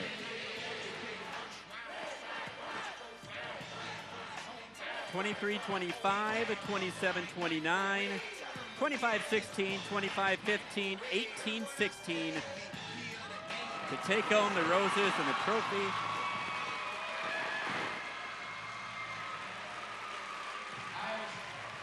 Iowa City West fans, the welcome home reception will be at 3 p.m. today at the Little Theater. Winning a at Iowa championship City a year West. ago is one thing, but Again, all this one's Iowa pretty City special. West fans are Yeah, this one's probably more emotional. Well, it's not probably. There's no probably about it, but I'm sure they're all special. Oh, anybody within the volleyball community, there's no question about that. But as we recap this one here, Barb, both times here, I think, really head at it. We'll talk more about this match a little bit later on, but let's have a visit right now with our own Ken Stock.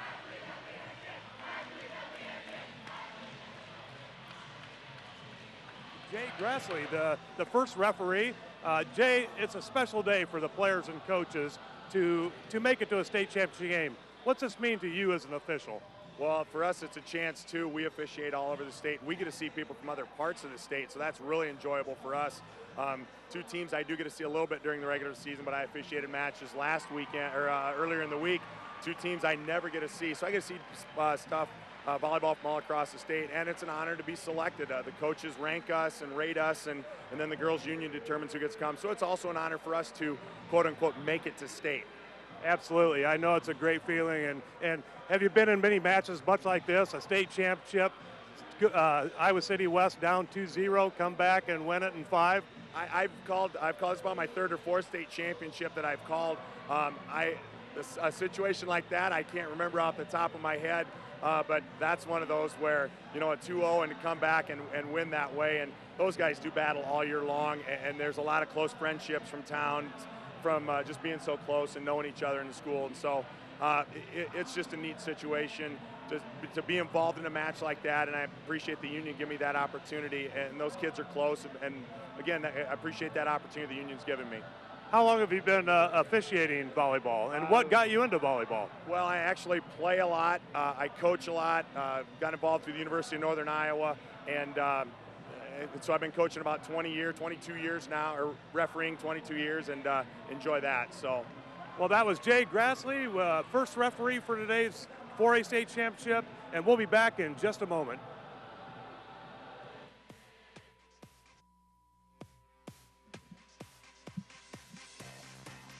Brian Schlater, Barb Randall back at the Ice Arena in Cedar Rapids. A thrilling victory for the Iowa City West women of Troy, taking it in 5. 3-2, the final. Emotional win that's going to be talked about in years to come here throughout. And boy, what a grueling match. And close in the first two. Iowa City West seemed to start to pick away, and I think started to have some distance, but that fifth set was certainly thrilling. I mean, we saw some good action here tonight. We really did. Both teams really wanted this, and they went after it hard. And, Iowa City High can't be too disappointed. I know it's always tough to lose, especially when you're up 2-0. But they hadn't beaten Iowa City West yet this year, and they played their best against them, and West just outstood them. That's not really the right word, but they just persevered. Yes. Exactly, and hopefully we'll get a chance to visit with Coach Bresnahan a little bit later on. But throughout, they ended up getting some key victories, a few losses that put them back a little bit here, but they expected to be here. They got here. They got the championship game in. And same for City Eye. I don't think anybody was surprised that the two teams would go at it here today for the finals. I'm not quite sure if everybody thought this contest would be so close. You thought maybe somebody would run away with it at some point, somebody would run out of gas. That didn't happen by any means. Well, and it's nice when at the very end of the season you have the first and second ranked teams playing against each other. And it's even neater when they're from the same community. That adds a little something to it for everyone. Here's some key plays by Iowa City West, and we saw their front line play very well, especially Stump got in there. He had some excellent swings throughout the game. Shelley Stump, just a tremendous player. And Olivia Fairfield really came through there late in the get-go as well. Well, and, it was kind of like you mentioned earlier. When Stump was on, the team was on. She's kind of their fireball. When she's doing things well, they were usually winning. And so that was kind of interesting to watch. Fairfield did a nice job in the middle. Fleeler did a nice job for her first year of setting. You know, it's tough to set some of those critical quick sets in the middle, and Fleeler did a great job of distributing the ball and getting everybody a lot of kills. All right, so 4A comes to a conclusion. We'll have the 3A coming up. We'll still have some more time to talk some more Iowa High School State Championship Volleyball. You're watching High School Championship Volleyball on KCWI and KCRG Weather Now. The Class 4A State Championship goes to the Iowa City West Women of Troy. Let's check in with Kent Sock. I'm with Marv Ryland, the athletic director at Iowa City West. Marv, what a special day, state championship. As athletic director, activities director, you're kind of a coach of all the sports. What's this mean to you today? I tell you, this one means a lot. It really does. As we talked earlier, you know, this was one of the best championship matches, I think, in the history of girls volleyball. And we were lucky enough to be a part of it with our rivals across town, City High. And, you know, both teams put it on the line. You couldn't ask for anything any better than that.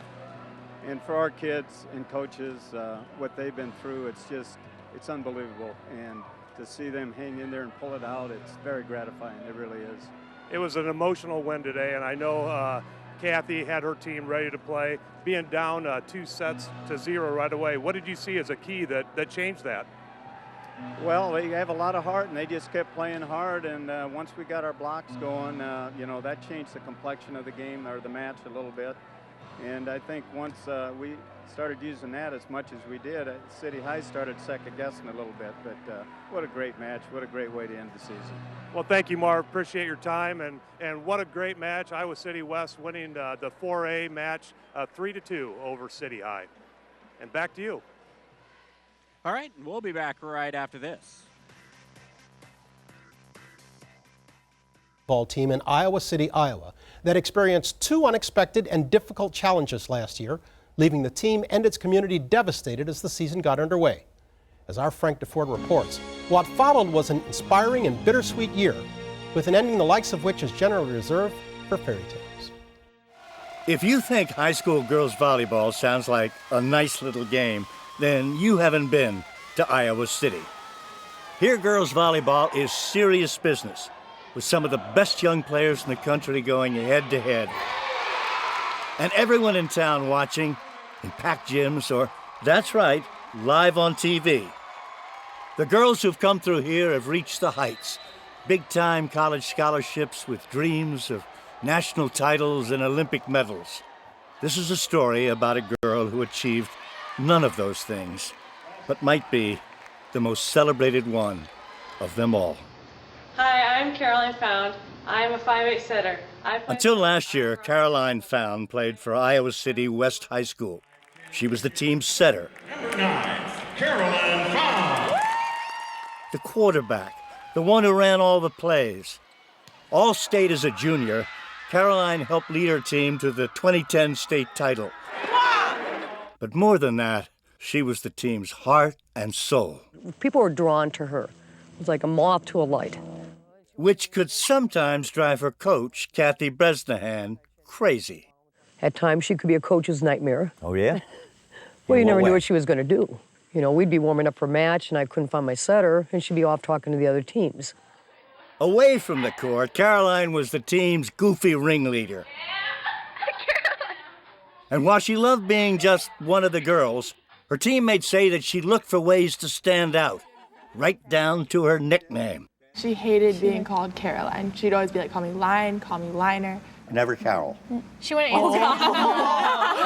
Never.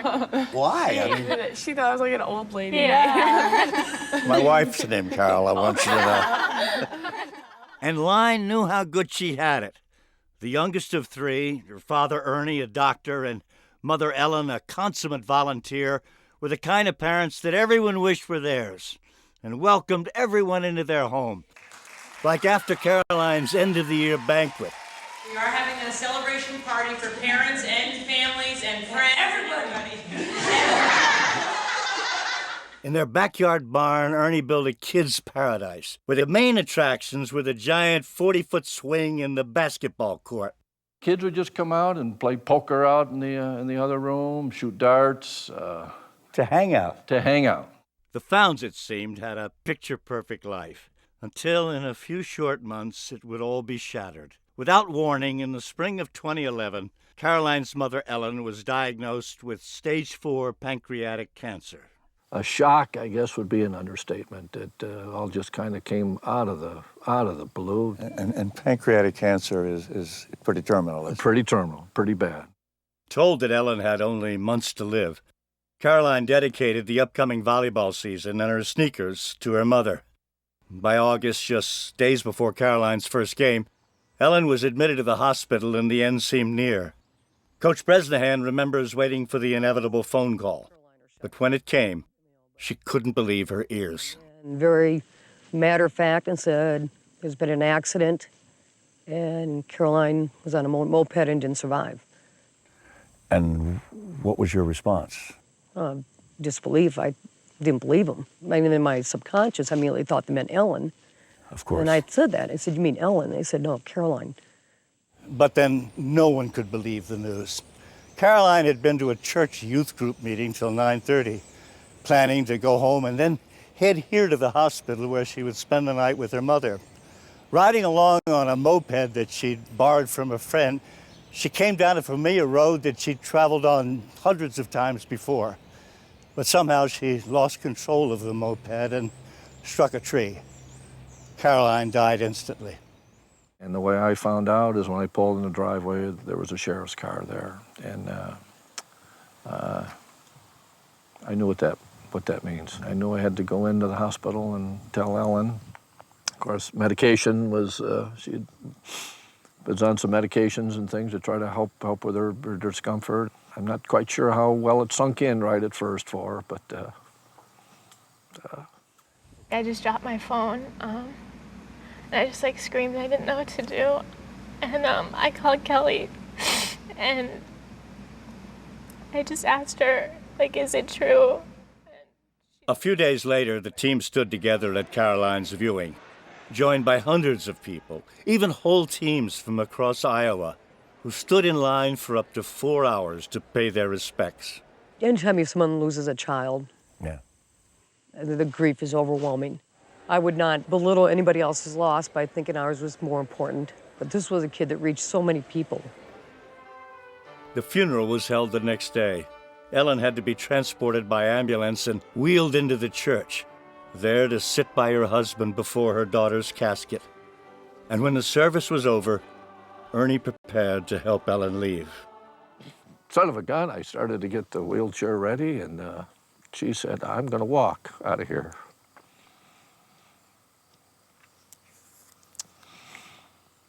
And she did. She walked? Walked out of the church, reaching out, extending her hand.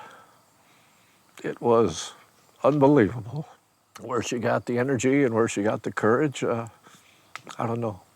Last time she walked, I guess. Yeah. 7 days later, Ellen Found passed away. In just 2 weeks' time, Ernie had lost both his wife and a daughter. And the team from Iowa City West faced a daunting season ahead. Not that it mattered. Yeah. We were going to be horrible. Horrible. Yeah. So you lost your best athlete and your team leader, and there was no way we were going to have any success after that. The first question was how to replace the irreplaceable Caroline.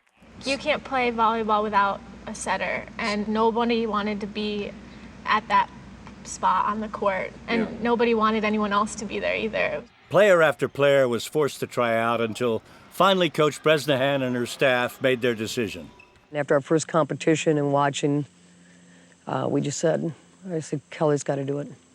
It was a heavy-hearted choice because Kelly Fleeler and Caroline had been best friends since they were 3.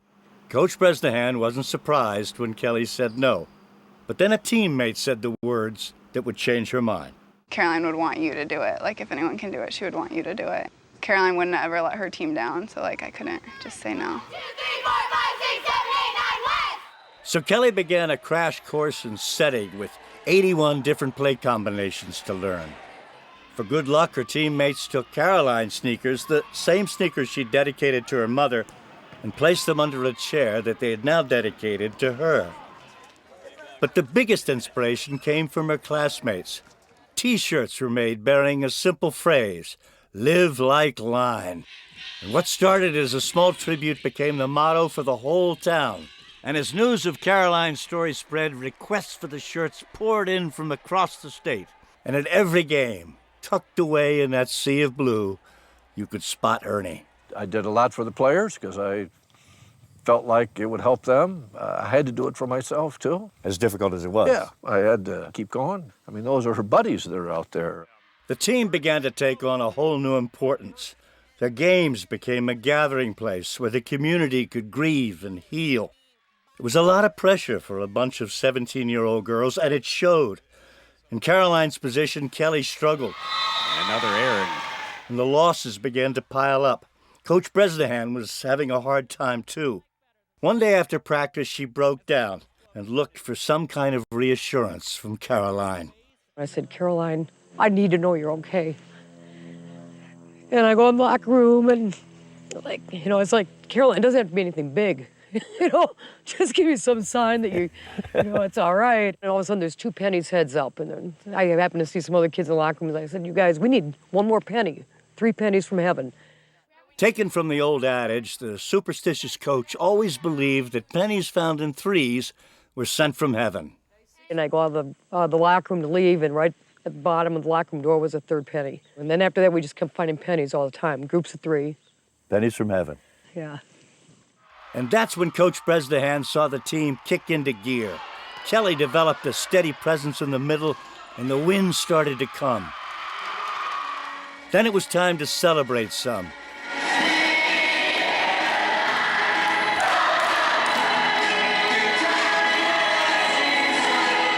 The old familiar song became a rallying cry that didn't stop with girls volleyball. The softball team joined in. And then everyone together at homecoming.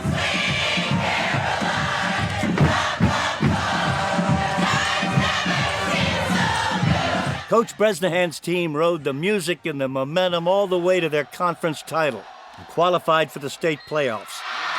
And they quickly won their first match. They won their second one just as easily.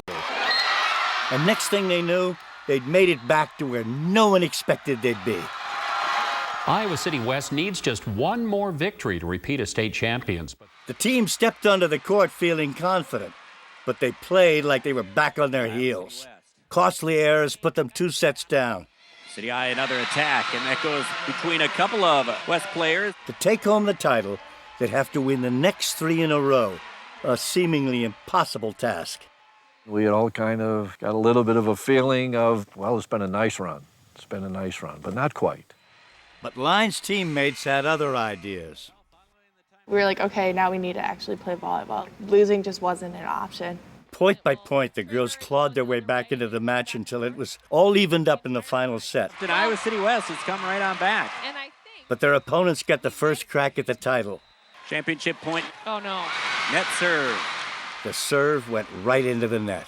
It was almost as though there were divine intervention. A few points later, West got their shot at finishing it out. And that's Iowa City West for the championship match point. They set it off to the left side, and a nice dig out of there by Molly Mason. Stump dumped over. It's down! They've done it! And the championship to the women of Troy. We had to do it for Caroline. And it was just like relief that we honored her as best we could. The outpouring of love and affection and pride, it was just overwhelming. And Ellen and Caroline were, you could feel them. So the team had believed like Line, and Kelly had played like Line, and Line's team was the champion again. Good times never seem so good. So good, so good, so good. It's over now. Her class is gone. They've all gone to the winds. Yeah. Will people remember Caroline Found? I think so. It's kind of like paying it forward. I think a lot of us want to embody her best traits. She was a pretty amazing kid.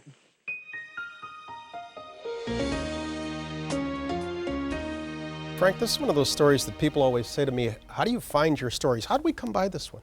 This was amazing. The coach, Coach Bresnahan, wrote me a letter. And it was an extraordinary letter. I mean, it was so well said, so well placed. I said, I have to do this story. I mean, it seems irrelevant now, but did the authorities ever determine how or why Caroline lost control of her scooter? No, she evidently, there was a friend in a car, distracted, just for that moment, hit the curb, whatever, and pitched forward. Yeah. Just the simplest thing of all. The guy real sad. The guy in the story who was, it's hard not to relate to, was Dr. Ernie. He lost his wife and his daughter both in a span of a week. How's he doing? First of all, it's amazing that he's gotten this far, but he's a man of grace and power. I think he's going to go forward. I know he's going to go forward. He's going to make it. Let me tell you, we had a party in which he invited us when we were out there. He did magic tricks, and here's what he's working on. He's determined to memorize Casey at the Bat. And play the piano while he does it. And he's that kind of, and when he gets Casey at the Bat done, that'll be the next stage. It's a great story. All right, Frank, thanks.